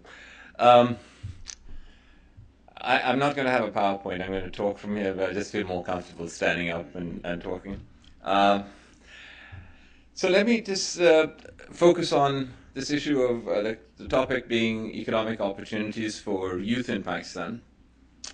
Eric has already mentioned that the macroeconomic picture, or the economic picture in Pakistan, has been pretty grim since about 2008. What has happened is that you have a growth rate of real GDP hovering around 3%, an average of 3% a year. You have inflation in double digits for most of this period. You have mounting external imbalances, pressures on international reserves, and a fiscal deficit, the government's fiscal deficit, which is again averaging around 6% of 6% of GDP. Now, if you look at these numbers, your first reaction is, this is a country that is really going through a crisis or about to go into a crisis. And you wouldn't be wrong in many respects by looking at those numbers and coming to that conclusion. Now, there's good news and bad news. I mean, the good news, I would make a point somewhat different from what Eric Manis was making. The good news, if you want to think of it that way, is that there is an economic team in Pakistan and a group of economists in Pakistan who actually recognize the problems, and they have the solutions. I mean, it's not as if they don't know. It's not as if we have to go out there and tell them what are the problems and what are the solutions. They know them. The bad news is, of course, and it's pretty obvious to all of you, is that the political will to undertake fundamental economic reforms in the country, and here I would put principally energy sector reforms and tax reforms, the political will to undertake those reforms is missing. Now, it's true that governments react to political pressures, but right now there is, since 2008, there has been no serious political will to undertake those kind of reforms. So that is the bad news. Now, of course, Pakistan can get by with its foreign partners and it's in the international financial institutions like the World Bank, like the IMF, etc. Now they can provide financial resources to the country to prevent a crisis, let's say a balance of payments crisis or a currency crisis from emerging. They can do that. So you can basically get by having foreign financing. However, of course, political will is something else. I mean, it can't be imported, and it really can't be imposed unless you have political conditionalities put into the system. And countries don't, countries have a serious problem from a sovereignty point of view of having economic conditionalities put on them, and the IMF and the World Bank do impose economic conditionalities, but political conditionalities is a whole different ballgame. So, at the moment, that's what I would say is good news. You have people who understand the problem. We can't just parachute in and say, here is the problem, here is the solution. They know the stuff. Their response would be, look, we know the stuff, but we have a political system within which we operate, and the political system. And I'll give you one good example, just as a caveat before I get into my main talk. The question that people consistently raise and people criticize the government for, and the economic team for, is the value-added tax. The inability to impose a value-added tax, which the country needs. And it's been shown that it works everywhere else, wherever it's being put, and Pakistan needs the revenues, value-added tax is the answer. Well, the fact of the matter is, the government undertook and did take the value-added tax to Parliament.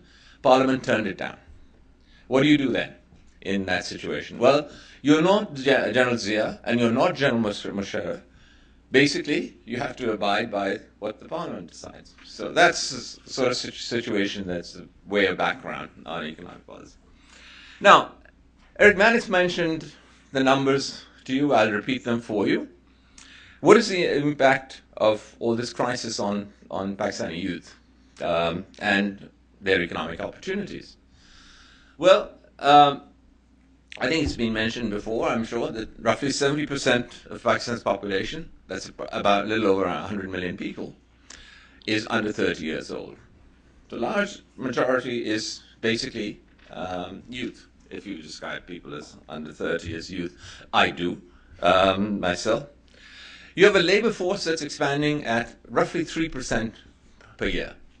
Okay? That's the labor growth in the labor force that's taking place. Now, the World Bank and etc. and many other places have worked out what the relationship is between growth of real GDP and labor force supply, the growth of the labor force. And roughly the elasticity, or what economists would call the elasticity, is roughly a half, which means this is how Eric Mannix gets to the number that the country has to grow by 7% plus in order to absorb 3% growth in the labor force. Because the other part of growth is coming from investment, is coming from productivity, and so on, so on and so forth. So now remember, the current average rate of growth is 3%. So naturally, the answer is the growth rate has to be doubled, not only doubled, but sustained at that rate. Because one blip of doubling, it is not going to help you very much.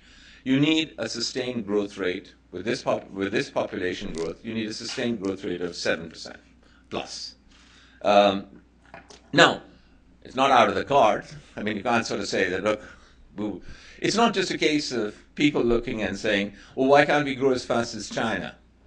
Or why can't we grow as fast as India was growing until this year? Well, the fact of the matter is, Pakistan has grown at those rates in the past. So it isn't historically, it's true that you have had that experience.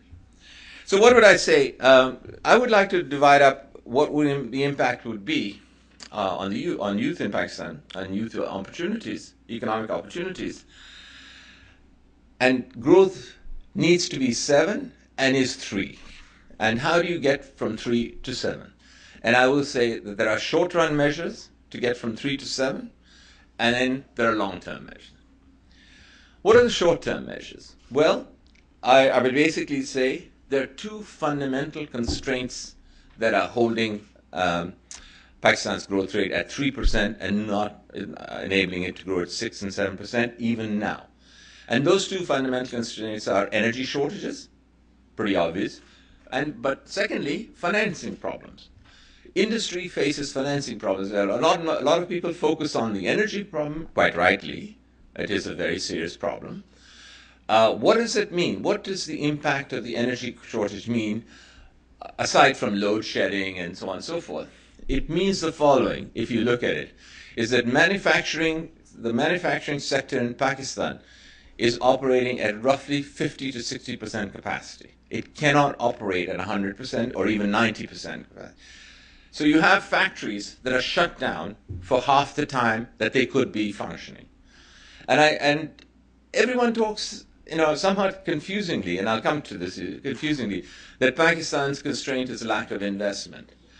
In the short run, that is not a problem, because the existing capital stock that you had in Pakistan, that you have currently in Pakistan, was producing in 2007 a growth rate of 7%. In 2006, between 6 and 7%. Same capital stock. What was the difference? Capacity utilization in the manufacturing sector was 80% in those days, and it's 50 to 60% now. So, what I would say is, if you could get capacity utilization, never mind about investment just now, in the short run, just get capacity utilization going. Not an easy task, because energy is not an easy task. Energy is holding you back, as is financing. Financing constraints are, people don't, as I said, don't focus on.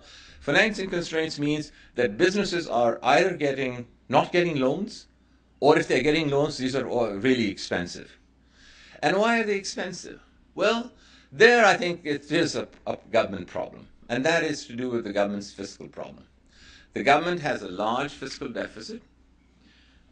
This year, it says it had it aimed for 4.7, it wound up at 6.8, and this year it may be larger. The government has to borrow from the banking system to finance itself. When the government borrows from the banking system, and it does two things. First of all, it crowds out the private sector, but it makes loans very expensive. And it makes them expensive in the following sense.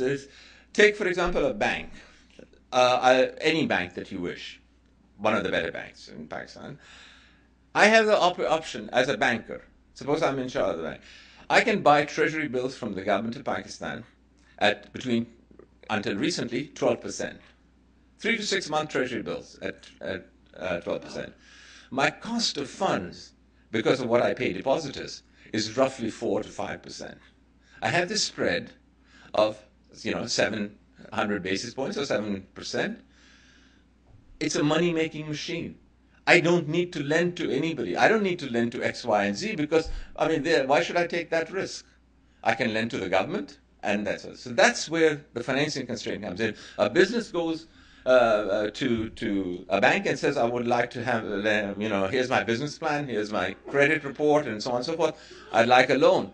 So look, why should I lend it to you? Because I can make money lending it to the government. So that's a fiscal problem that needs to be addressed. So you need macroeconomic stability in the country in the short run. You need to handle energy in order to get capacity utilization. You need fiscal reforms, yes. And you need to handle the serious problem of the state-owned enterprises.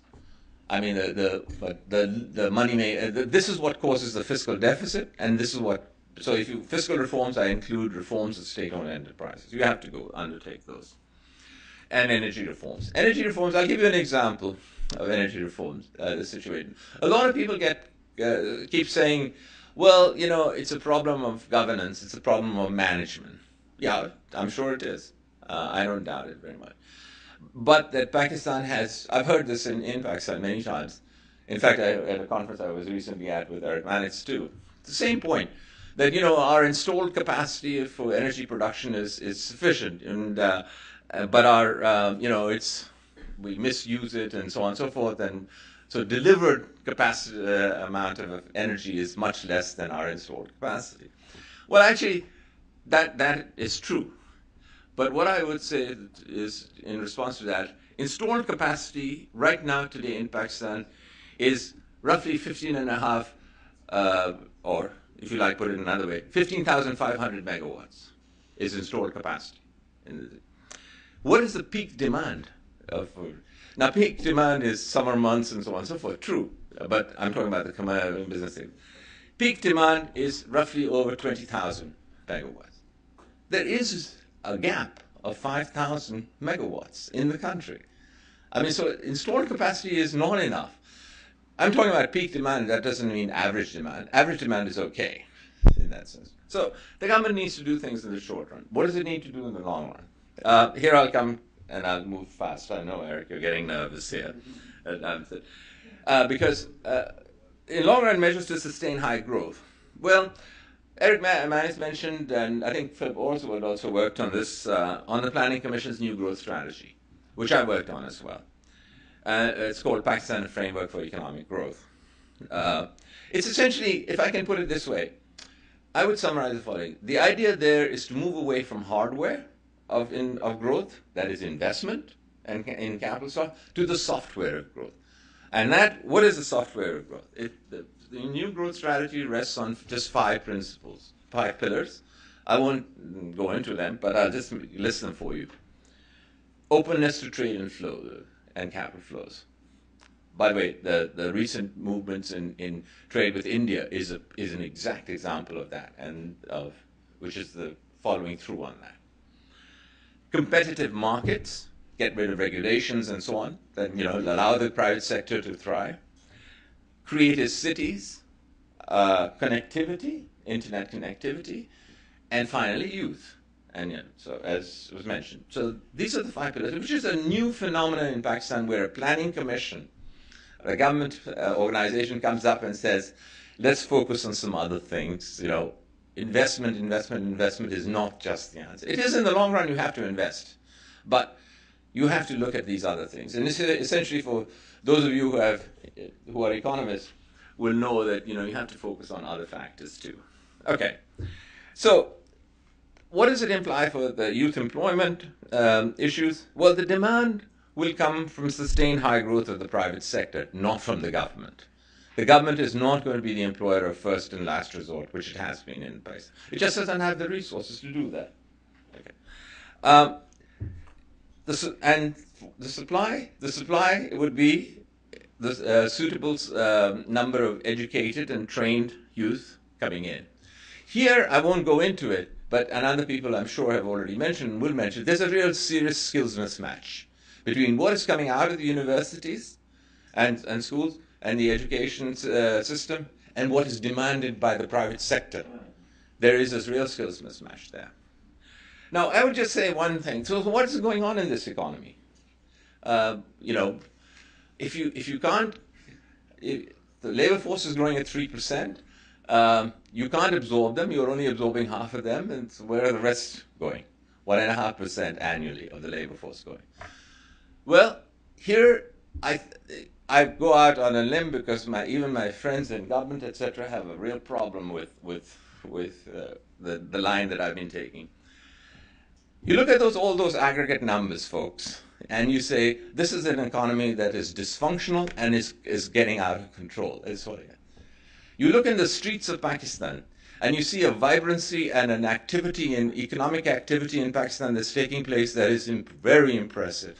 Some of the numbers, I came in late, Salim Saab, so I just heard one number from you, but I'll give you other numbers. What is it? It's the size of the informal economy. It's the growth of the informal economy in Pakistan. Roughly, people estimate that it's probably half the size of GDP. By the way, GDP in Pakistan is $230 billion. So we're talking about a roughly over $100 billion economy operating side by side with the official economy. And then you have so many indicators, 130 million cell phone users out of a population. Look at the number of registration of motorcycles. 1.5 million motorcycles are being registered per year in Pakistan. There are 500,000 cars being registered per year in Pakistan.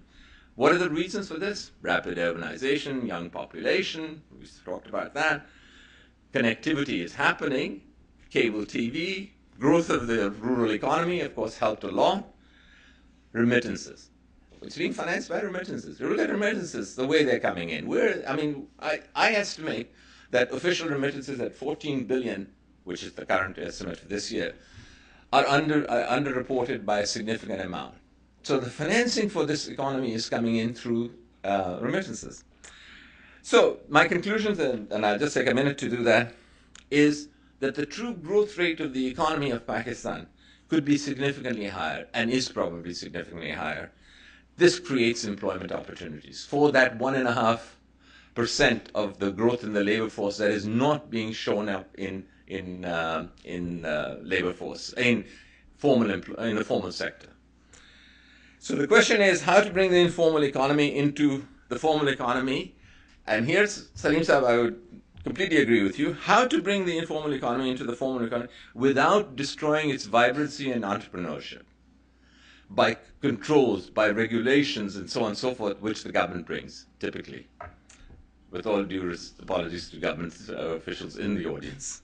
Now that is the challenge, as far as I'm concerned. Now, if this policy of along with the main elements of the new growth strategy of the Planning Commission succeeds, then the economic opportunities for the growing youth population will emerge. Certainly they will emerge. Will they be able, now the question is, will they be able to take advantage of these opportunities? And here I'll do a pivot and say, are they equipped to do so? And here I'll take a pivot and I'll say, I guess I'll leave those questions to other experts. Thank you very much. Thank you, Dr. Khan. As noted, you have two stories in Pakistan. You have the macro story, which is somewhat dismal these days, but you have this vibrance of youth, and I agree.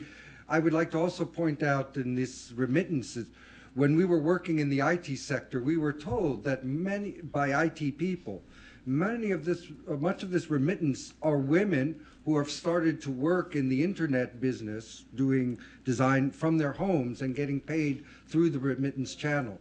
So there are a lot of great bubbling stories in Pakistan. I understand now that the dismal science is not economics, it's politics. But living in this country, I should know that. Phil, I would like to invite Mr. Philip Oswald, who's an associate professor at George Mason and an author of The Coming Prosperity, so the positive side. Yeah, great. And I should also note that last week I was woken up by the sound of Dr. Oswald on NPR, and it just made my day as Thank you, as Eric. the enthusiast.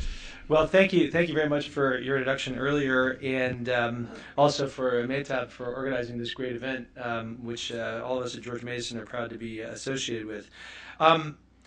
So I'm here because I got a message from Nadim ul-Haq, who is the deputy chairman of the Planning Commission, about 2.5 years ago.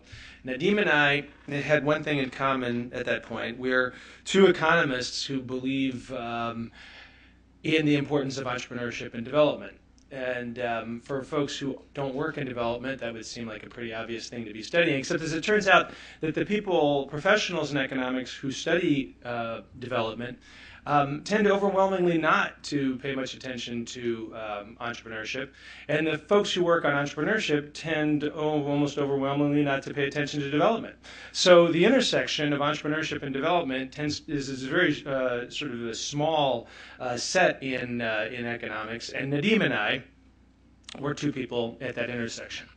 So Nadim, when I finally got on the phone with him, he was in the meeting. He said, "Look, Phil, I'm the Planning Commission anyway. Look, can you come to Pakistan?" And I said, "Sure, I'd love to come to Pakistan. That'd be wonderful. What do you have in mind? What's going on?" So he explained to me that he'd taken on this new role. And on his desk, when he assumed his job, was a 800-page binder that I now have in my home. And this was produced by one of our leading consulting firms in the United States. Without getting into all the particulars, it presented a strategy for Pakistan that Nadim was not happy with. And so Nadim had a very short period of time to try to come up with an alternative and almost no budget. So he was looking for some low-rent guys like me to come in and do a little work to help him out. And I said, I'd be delighted to do this, but I know absolutely nothing about Pakistan. And he said, "That's good. That's good. You know anything about Pakistan? That's good. Just come in, talk to some people, write up what you have, and then we'll take it from there." So that's what I did. And I took a short trip, just a little over a week. Went to Lahore, Karachi, and Islamabad, and I met some of the most remarkable people I've ever met. And I don't say that lightly, and people who know me know that I don't say things that I don't mean. Why were they so remarkable? Well, upon reflection, I mean, I spent a lot of time. I edited a journal about entrepreneurial solutions to global challenges. I spend a lot of time, almost most of my time, around some really remarkable entrepreneurs. But folks like Seema Aziz and Monis Rahman, who I had a chance to meet while I was in Pakistan, really are exceptional, world-class entrepreneurs, world-class people with dedication to their businesses and to their country that's really, really outstanding. And so I thought, well, why were these people so incredible? Was it just that I haven't been traveling enough recently, and my eyes were, I was all starry-eyed, this new experience? But it's a difficult place to be successful. So if you think about somebody like Seema Aziz, who's not only built a world-class textiles company with a global brand, at the same time that she's built her own foundation that's educating 0.5% of all children in Pakistan. Simultaneously, not sequentially, simultaneously, she did those two things. And she's done it in an environment, as a woman in a male-dominated industry and so forth and so on. That's going to be an amazing person. Now, at the end of this conversation I had, we were with Seema Aziz for a couple hours. And all of us who were, there's 4 of us sitting there talking with her, interviewing her. And at the end, he said, well, thank you so much for taking so much of your day with us. I should say that when we walked in and she found out that it was for a government study, all the blood went out of her face. And she said, oh, okay, well, so what do you want, But her energy kind of picked up, and we had a wonderful conversation. And we thanked her at the end for her time. And she said, you're welcome, but I didn't know anybody cared. Now, imagine, Steve Jobs towards the end of his life being interviewed about Apple and saying, oh, thanks for the time, but I didn't know anyone cared. It was shocking. So I'm able to tell that story in part because Dr. Khan had the kindness to cover some of what I wanted to cover in my remarks, which was the content of the growth strategy that came out of this process. The study that I prepared with my colleagues Sarah Shroff and Elmira Barasli is out on the table, so you can grab a copy of that. It's titled "Creating a Place for the Future." And in some sense, to my mind, in terms of governance, competition, cities, and youth, this notion of creating a place for the future is what really drives the growth strategy. The future doesn't just happen. We have to make room for it, right? A playground is a place for the future. You need a place to explore, take risks safely, but without constraint, right? Competition policy is about creating a place for the future. Policy for cities that creates physical spaces for people to trade, for people to meet, whether it's coffee houses or whether it's farmers markets. These are the physical spaces that allow the future to happen, certainly in governments, but above all in youth. If we don't make room for youth, they have no place to be. And that's physical space, that's market space, that's psychic space. I was going to pull up actually I'll get to this at the end, but a relevant quote from one of the students in an open online course I'm doing. And we talked about mobile, we talked about diaspora, we talked about financing issues. So that's all in this paper that I presented. The other thing that came out of that was an interest in institutionalizing some of the process that took place with this growth strategy. And I should say that I do this for a living. I have no particular prior background, as I just mentioned, in Pakistan. And I do have a personal connection to Nadim ul-Haq, and I was involved in the study, so I'm biased from that standpoint. But to my knowledge, and this is open to discussion, I don't believe there's a national level growth strategy like what the Planning Commission has produced anywhere in the world, including the United States.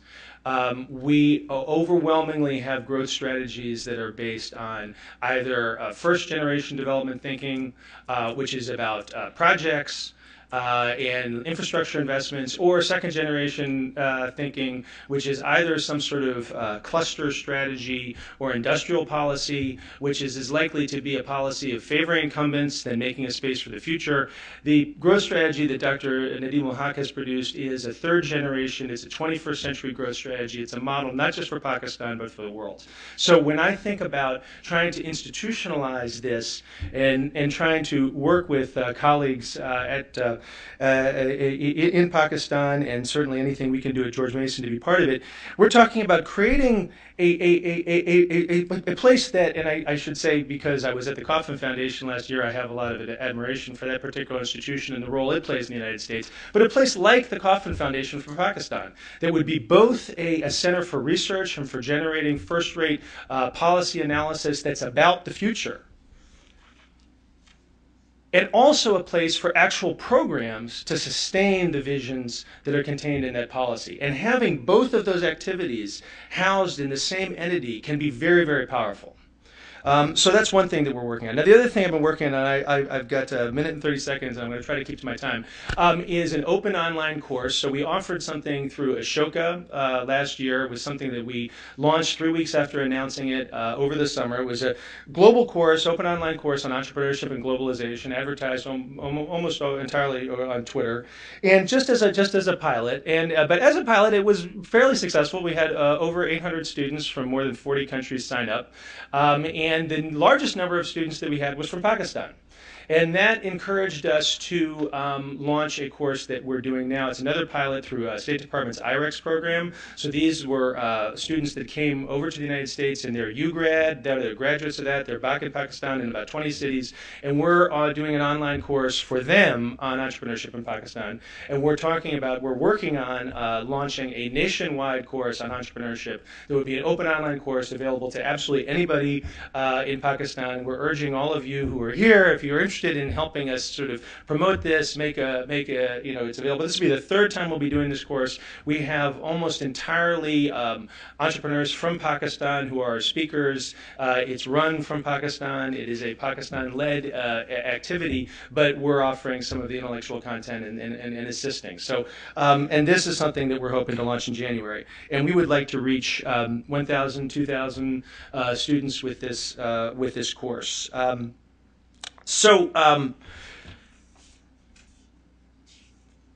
I just wanted to wrap up with reference to Dr. Khan's observation that political will is missing.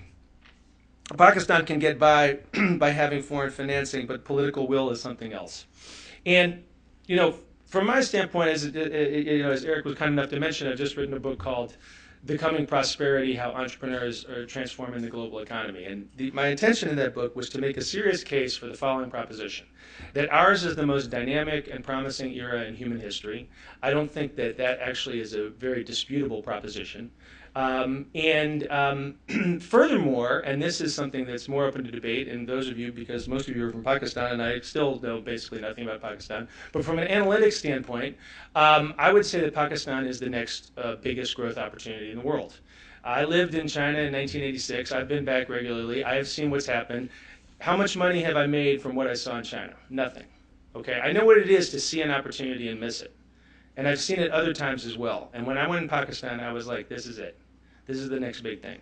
Okay, I don't say it's going to happen next year. It may not happen the next 5 years.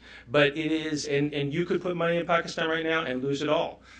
Who knows, right? There's diaspora money just sitting on the sidelines. This is you guys' life, right? This is the world you're living in. People are just sort of watching, waiting for the right moment. But when that moment comes, it's not just going to be people who are going to make a lot of money. It's going to be huge opportunities, a transformation, and I think the Pakistan that we're going to see in 20 years, if it's not a totally different place than what it is today, I'll be shocked. But anyway, that's basically my perspective. And I'll just leave you with one last quote from Bill Clinton. This isn't a Pakistan thing. This is a world thing. This is an everywhere thing. The future has never had a big enough constituency. Those fighting for present gain almost always win out. Bill Clinton did not say that about Pakistan. He said it about his experience being a global leader for 30, 40 years. We always have to fight for the future. Fighting for youth is a fight for the future. It is the fight for the future. And so any of us who have any latitude to do this, to do the work that's here, instead of the sort of things that we usually think about when we talk about the realities of the world today in Pakistan or elsewhere, if we can do this work, we're going to be doing something worthwhile. So anyway. Thank you, Dr. Aswad. As you can see why I was lifted for the day when I heard him in the morning on NPR.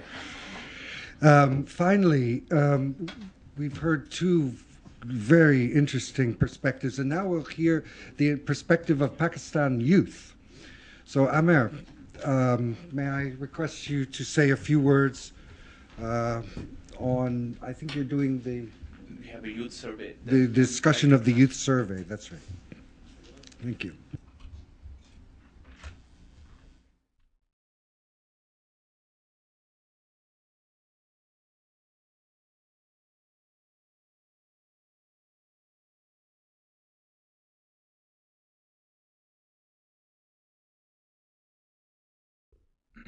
Thank you, Eric. I'm going to try to keep it short and to the point. If we've had a lot of background already in what my topic is. I'm going to talk about attitudes, ambitions, entrepreneurship potentials of youth in Karachi. And basically, the purpose of my presentation is to present the results of a survey that was done last year in Karachi, focusing specifically on the youth. And this will hopefully give you some insights on what the youth thinks and what their aspirations are for the future. Of course, we've talked a lot about the youth.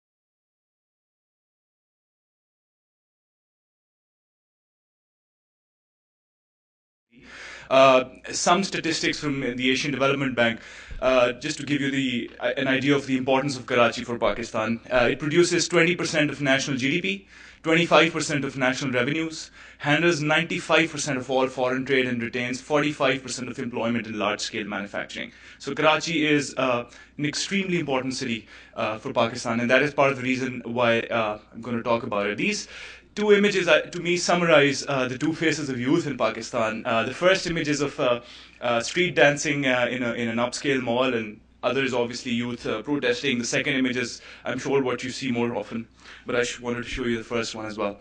The population growth in Karachi, if you look at just the last column, the average growth rates, major growth happened close to late 1940s when Pakistan was created, 9.4% average annual growth for that decade, going up to 98, where we had 9.2% official population, and the estimates now say that out of an 18 million population today, 7.2 million are youth. Now, just to give you a comparison between some of the developing country megacities, we're talking about Cairo, Beijing, Karachi, Delhi, and Lahore.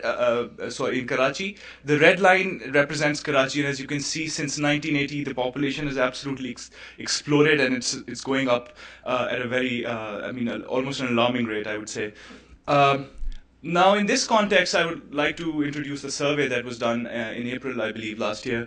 The purpose was to gather first-hand information from young adults. We covered areas such as economic conditions and challenges, religious practices, perception on current conditions, opinions on key stakeholders, and importantly, people's preferences for jobs versus entrepreneurship.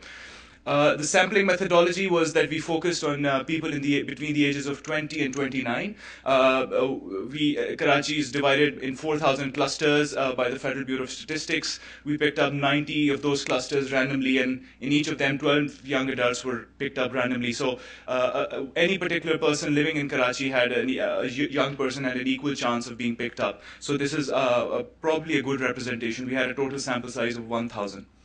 Here's the interesting stuff. Here's what is really important. So first thing, religious practices and tolerance. We asked them on the blue charts, the blue bars represents the percentage of people who pray 5 times a day. If you look at the first two columns are males and females, and the other is divided by education. So 10th grade and below, college and above. interestingly, you would see that people who have more education are more likely to pray 5 times a day, or at least that's what they claim they do. If you look at the yellow columns here, the question was, would you avoid having neighbors associated with a religious extremist group? 77.5% of college-educated people said that they would. The percentage is slightly lower in 10th grade or below education class. So this is just to give you an idea, and there are other questions as well, and I'll be happy to talk offline about them. Someone talked about internet and mobile phones. 95% of college-educated people today have mobile phones in Pakistan. 73% said that they use the internet frequently. So there is some evidence that at least the educated strata in our society is taking up mobile phones in a big way. And to me, the most encouraging part was the first 2 columns. There is no great difference between males and females. So I think women also have almost an equal level of access to these technologies, which is encouraging. Marital status and marriage decisions. We asked them, is marriage a decision that your parents will take for you? 62% females and 60% males in the educated class said that yes, that would be their decision, and this is not significantly higher, but still higher than people with low levels of education. So still, that gives you an indication of where our society and our culture stands today. Employment status by gender. The first pie chart is male. You look at the yellow part in the first chart, it's over 30% unemployment. These are people who are looking for jobs, but also 38% are full-time, working full-time. That number for females goes down dramatically, unemployment, and that's probably, I think, because of the high, the big green area which represents housewives. So that is what it is. If you look at people, you differentiate between people with less or more education, you will see that college-educated people have less lower unemployment levels, so that is not surprising, but still encouraging. And still, you would see these large green numbers of housewives, and that to me is an opportunity to get them into the economic fray. This is where I'm most interested in, job preferences by gender and education. We asked them, would you prefer having a government job or working for the private sector versus working for an NGO, or becoming an entrepreneur, starting your own business? And 2/3 of them across all categories said that they wanted to work for government jobs. That is, again, a cultural insight into what in Urdu we call pakki naukri, which means a job which is permanent, and that is our very strong culture. Only around about 40% of people said that they would want to start their own business, but still I think it's somewhat encouraging. Obviously, people who are educated, the last column in brown in the second category want to work for the private sector because they're educated, so that's their ambition as well. Now, we asked them, have you had any past entrepreneurship training? And these blue lines are blue bars are no's and reds are yes. Only 6.5% people who are college educated had any training whatsoever in entrepreneurship. And then we asked them, would you like to have entrepreneurship training? Even college educated people, only 18.6% said yes. But for those of you, including Philip, who might be interested in this, this is still not discouraging, because even in this 18.6 number in absolute terms in Karachi represents 800,000 people. So I think in absolute numbers there's tremendous potential still. And obviously with educating these people, I think we can see these numbers going up. This is a chart that we asked them, what are the things that you're most concerned about when you think about Pakistan? You saw that people, whether or not they're educated, are mostly concerned about corruption, inflation, violence, unemployment. So the patterns are fairly similar between these two categories. The same question divided by men and women, fairly similar patterns. Again, corruption, inflation, unemployment, and so on. These came out to be most important. Somehow, women are, I think, more concerned about illiteracy than men. I'll just wrap it up. Now, we asked them this question: what do you think are the prospects of improvement in Pakistan's overall situation in the next 5 years? The first category, if you look at people who are optimistic, around about 30 to 35% said. To me, the most interesting thing in this was people who are more educated these brown graphs as opposed to the yellow graphs, the histograms, this shows that people who are educated are more optimistic about Pakistan's future. That's encouraging. And then final chart, how many of you would like to move out of Pakistan?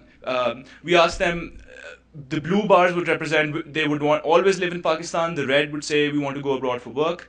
Yellows are migrating indefinitely. And if you look at the last category, about 50% people who are educated said that they would like to go abroad for job. But only 14% said they would want to move out indefinitely. So this is a representation of what people feel about this issue. With that, I understand that this presentation would generated more questions than answering any more giving more many answers. But I'm happy to take your questions at the end. Thank you very much. Well, that was excellent. 3 excellent presentations. We have about 5 minutes. To answer questions. I'm sorry, economists never cut off other economists. Oh, I'm sorry. We have 20. Oh, I beg your pardon. Okay, so quite open. Yes, please. Why don't we take 3 questions together? Thank you much.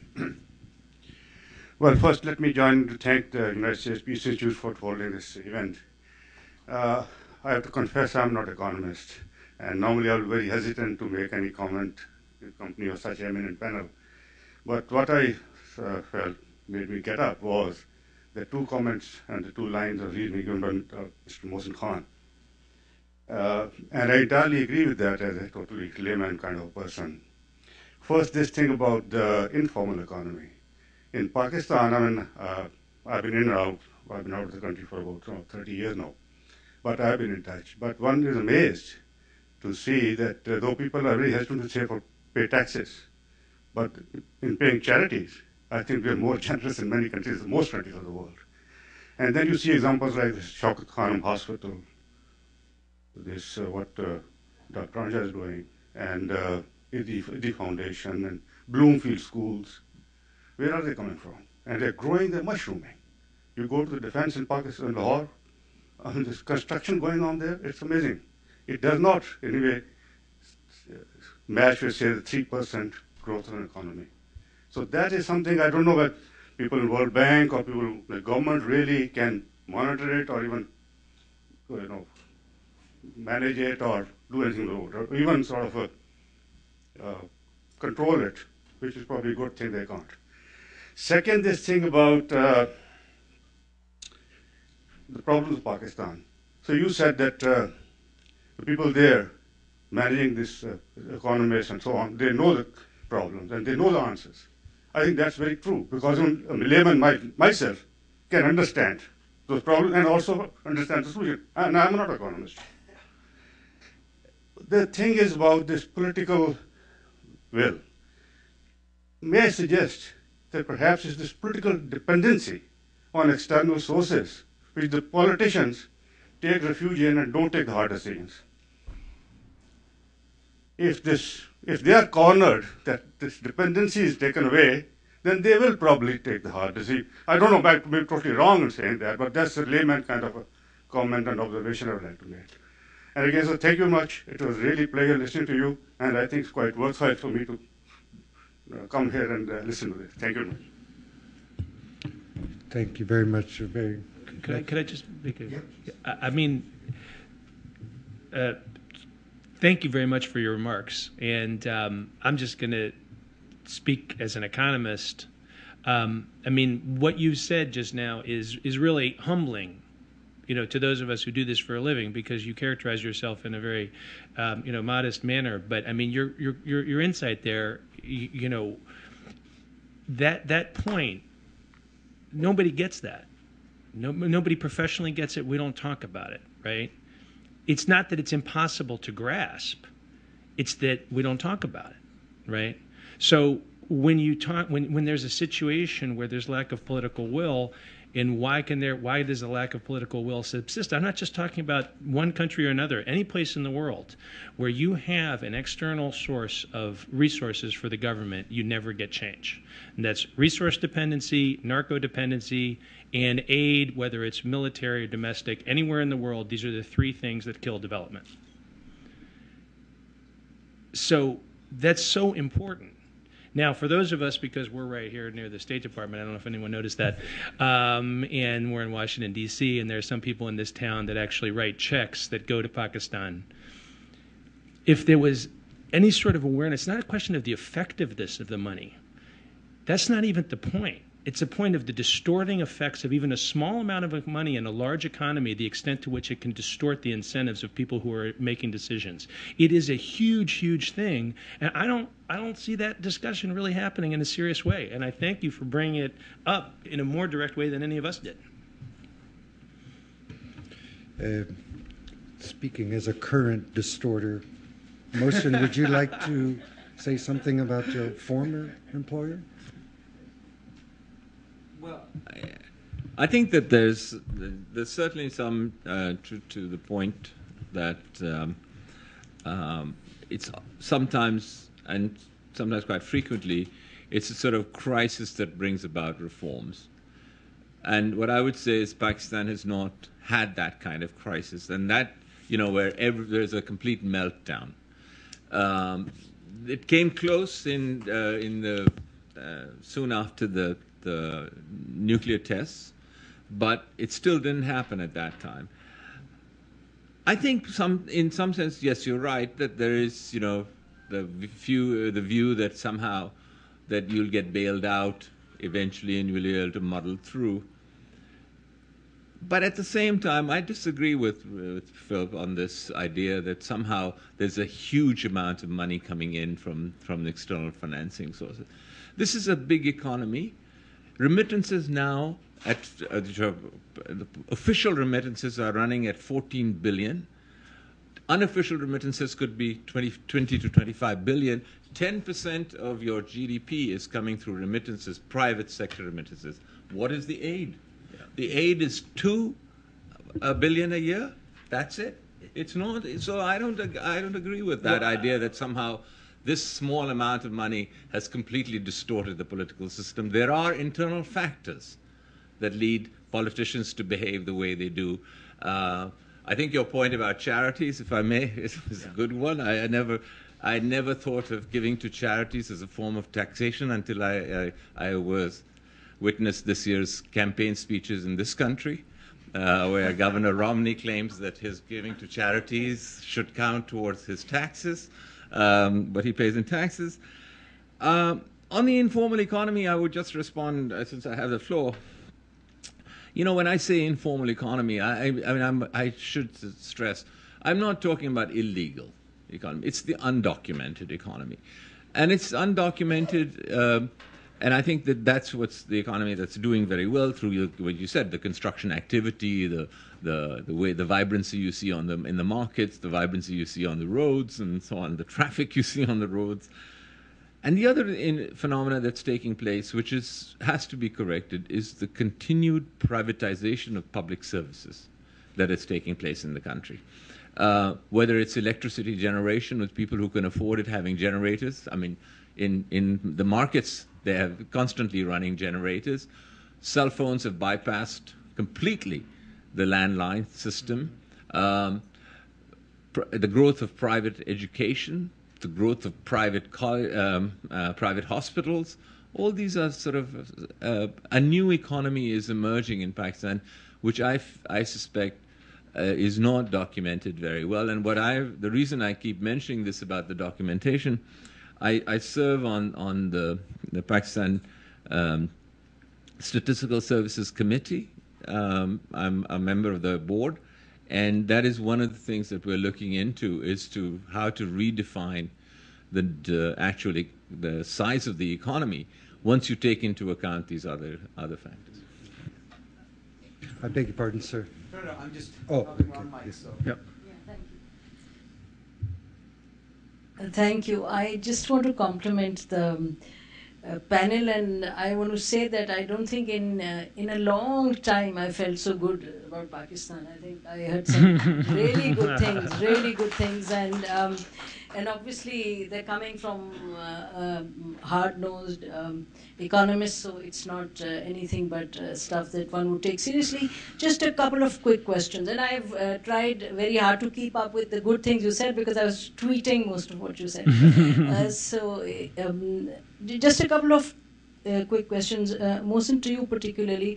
When you talk of the economy and you say it's vibrant, it's moving forward, and then we look at the issue of reform and absence of reform, is this kind of the pressure that you are, the positive pressure that's being generated through the informal economy, what is going to make the government function differently? I mean, that's the key cardinal question. I mean, elections, yet another elections, okay, but is there something in the economic scene? Because we've seen through history, you know, many countries, because of the economic interest, get pushed in a particular direction. Is there hope for Pakistan there, where political will, etc. is concerned? Thank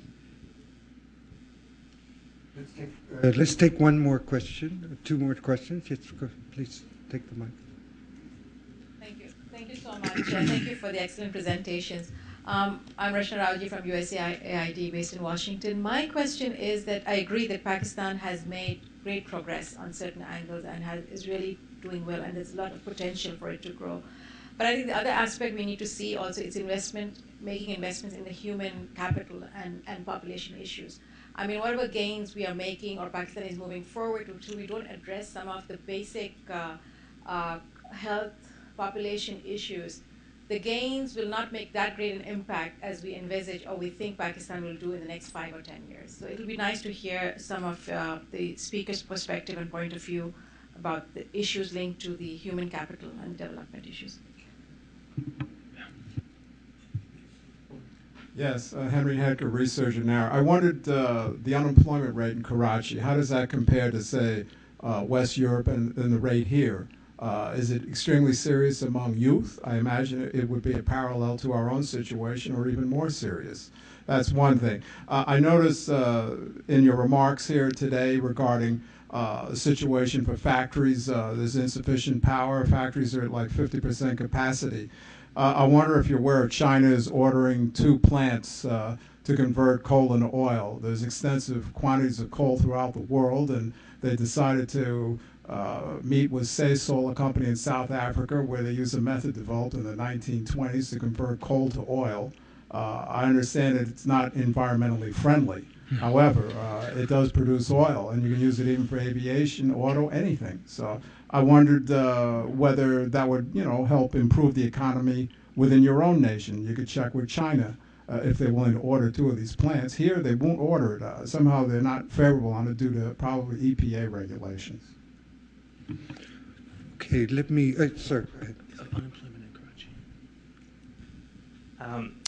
First of all, congratulations on such a great event. I learned a lot by the presentations made early in the morning and today, right now as well.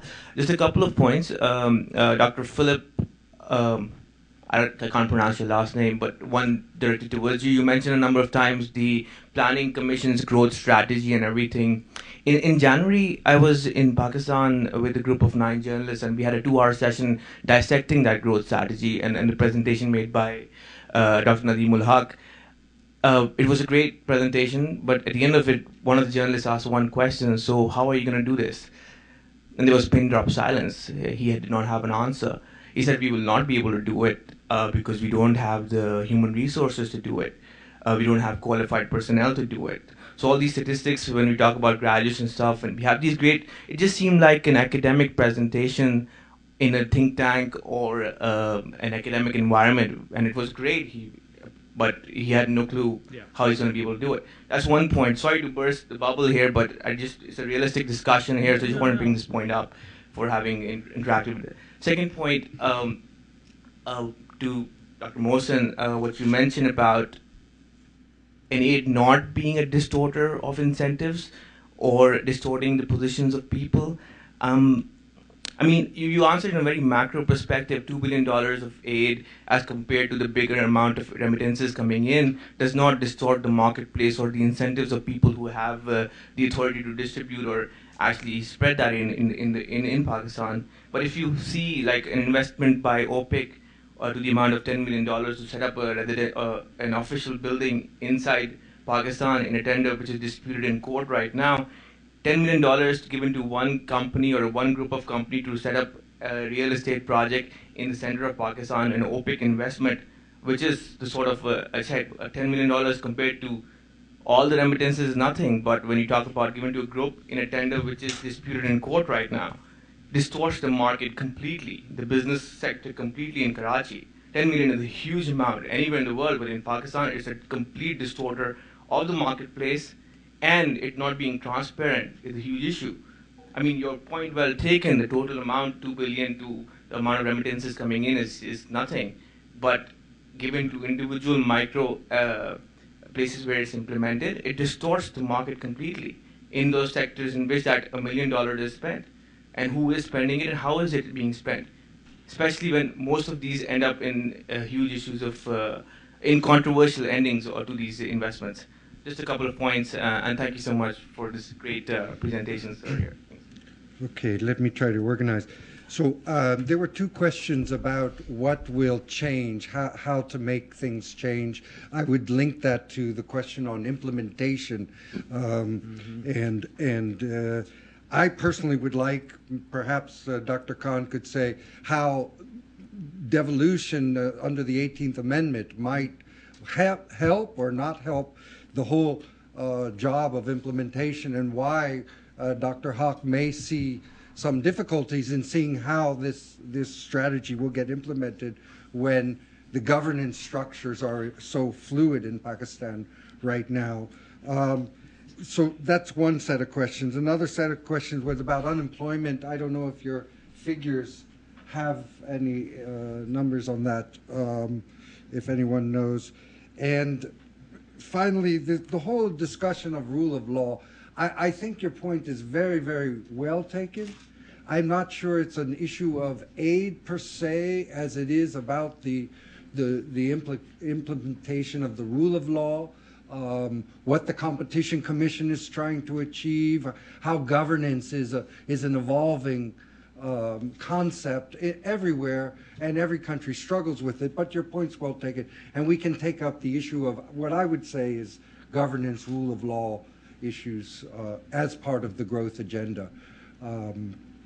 Bosun, would you like to start on the whole implementation side, and maybe Phil on rule of law and these types of issues? Okay, I think that one has to start with you know, when you ask the question of, which I think is a very relevant question now, I mean, what is going to change? When is it going to change in Pakistan? And I'll link that to the supposedly distortionary effects of external financing as well. I think I'll start off with an interesting sort of side story where somebody went to talk to President Zardari and said, you know, the economy is in really terrible shape. Look how well India is doing in the neighborhood. Look how well India is doing. And look how well Bangladesh is doing. And President Zardari turned around and said, you know, you're comparing apples and oranges. So we're not comparing apples and oranges. These are apples and apples, you know. India and Pakistan, Bangladesh and Pakistan. He said, no, you misunderstood me. You're comparing apples and oranges. India has had 60 years of democratic rule. Bangladesh has since then, in some form or the other, had 20 years of democratic rule. You come back after 20 years and you ask me how we're doing in Pakistan. There is an element of currently what my good friend Moeed Yusuf has trained me to say, coalition politics in Pakistan being played out. And yes, in coalition politics, you make a lot of compromises. Who turned down the VAT? It was members of the coalition party that turned it down. Who turned down central bank independence law? It was members of the coalition, not just PMLN. It was members of the coalition. So there's an issue there, and I sort of am much more appreciative of this now that having been trained by my good political scientist friends here.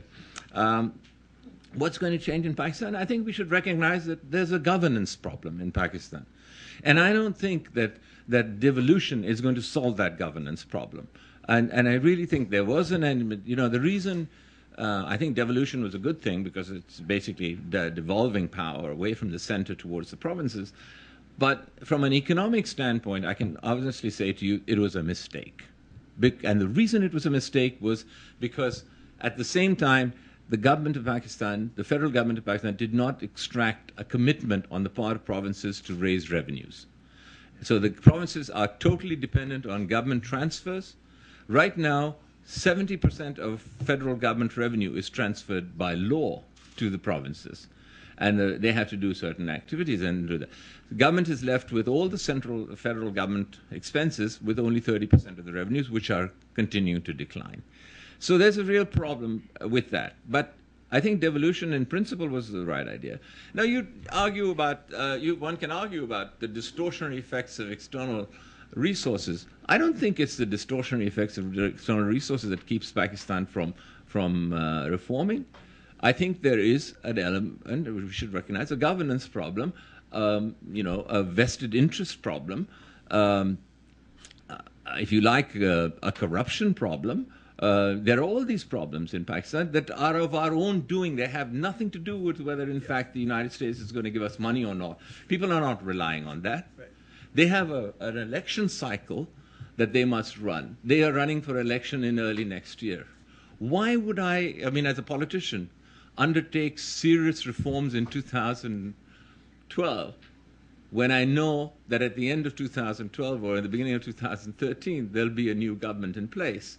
So I think we have to recognize the political environment in which the economic team is operating. I think one thing I would say to the gentleman who raised it, you're absolutely right. Charcoal is the answer in many respects for Pakistan, and I think that is something that. But you're now up against another political problem: is who does charcoal belong to in Pakistan? I would say one of the things that I would say, it's interesting, I learned this only yesterday, in fact, at another meeting here in USIP. One of the things that we complain about in Pakistan is, which maybe some of you know, which I didn't know till recently, and I've been pushing this in Pakistan, I discovered it's true here as well, which is that the government of Pakistan is the largest landowner in Pakistan. It owns more land than everyone else combined. Yeah. Now, why can't you privatize that land? It has there are no sort of vested interests that are interested in keeping that. There's no labor force issues, etc. Privatize the land. But it turned out that I discovered that in the United States, 30% of the land in the United States is owned by the federal government as well. Yeah. So it's taken a little bit of the steam out of my wind out of my sails and my critique. So I'll stop there.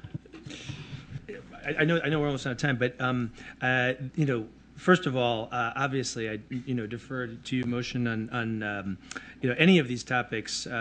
Certainly in terms of the numbers, and they're exactly the numbers that that I am familiar with. And but I would say that I also fully agree, at least from my external perception, about this notion of the issues being endogenous. But the question is,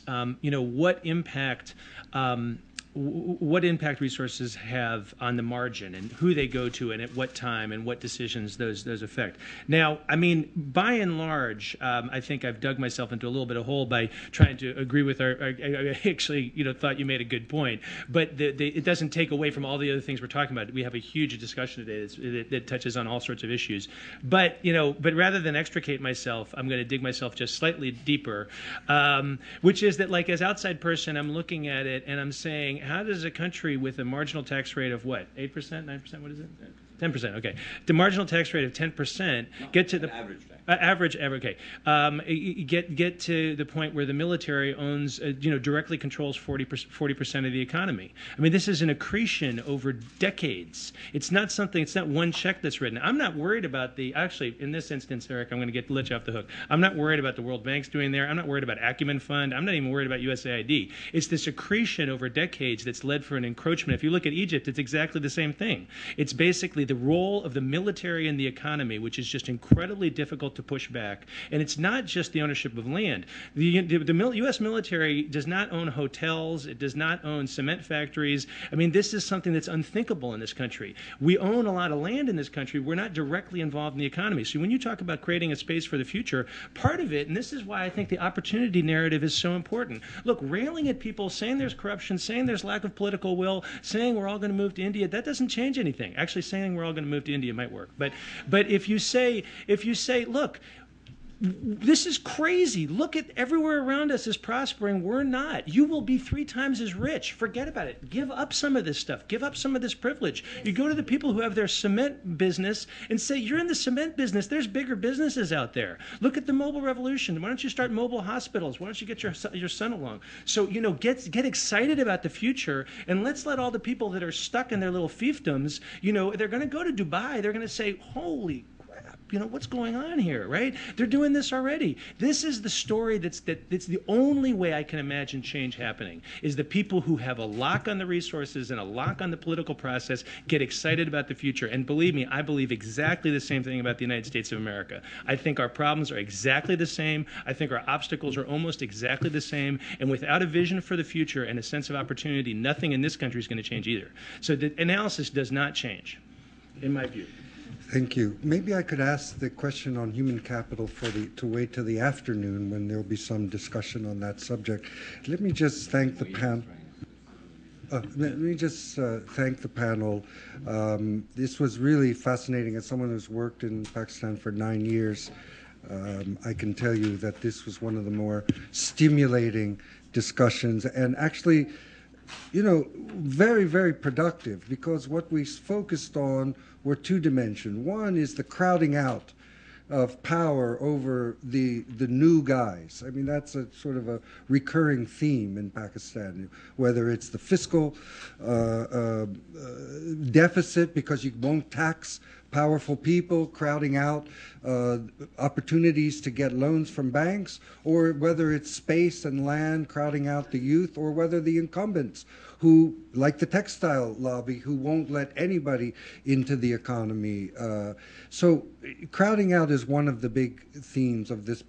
The other theme, and I don't want this panel to leave without repeating it, is despite everything, Pakistan is a vibrant country, and all one has to do is go to Karachi and spend a few days there, and you realize that if all these business people didn't have to worry about all these burdens, this would be a world-class economy, no question about it. So I think, you know, these 2 themes together sort of lay an agenda, at least for some parts of the government. With that, I guess we will end this panel, and with my thanks to USIP and to George Mason. And thanks to all the panelists and to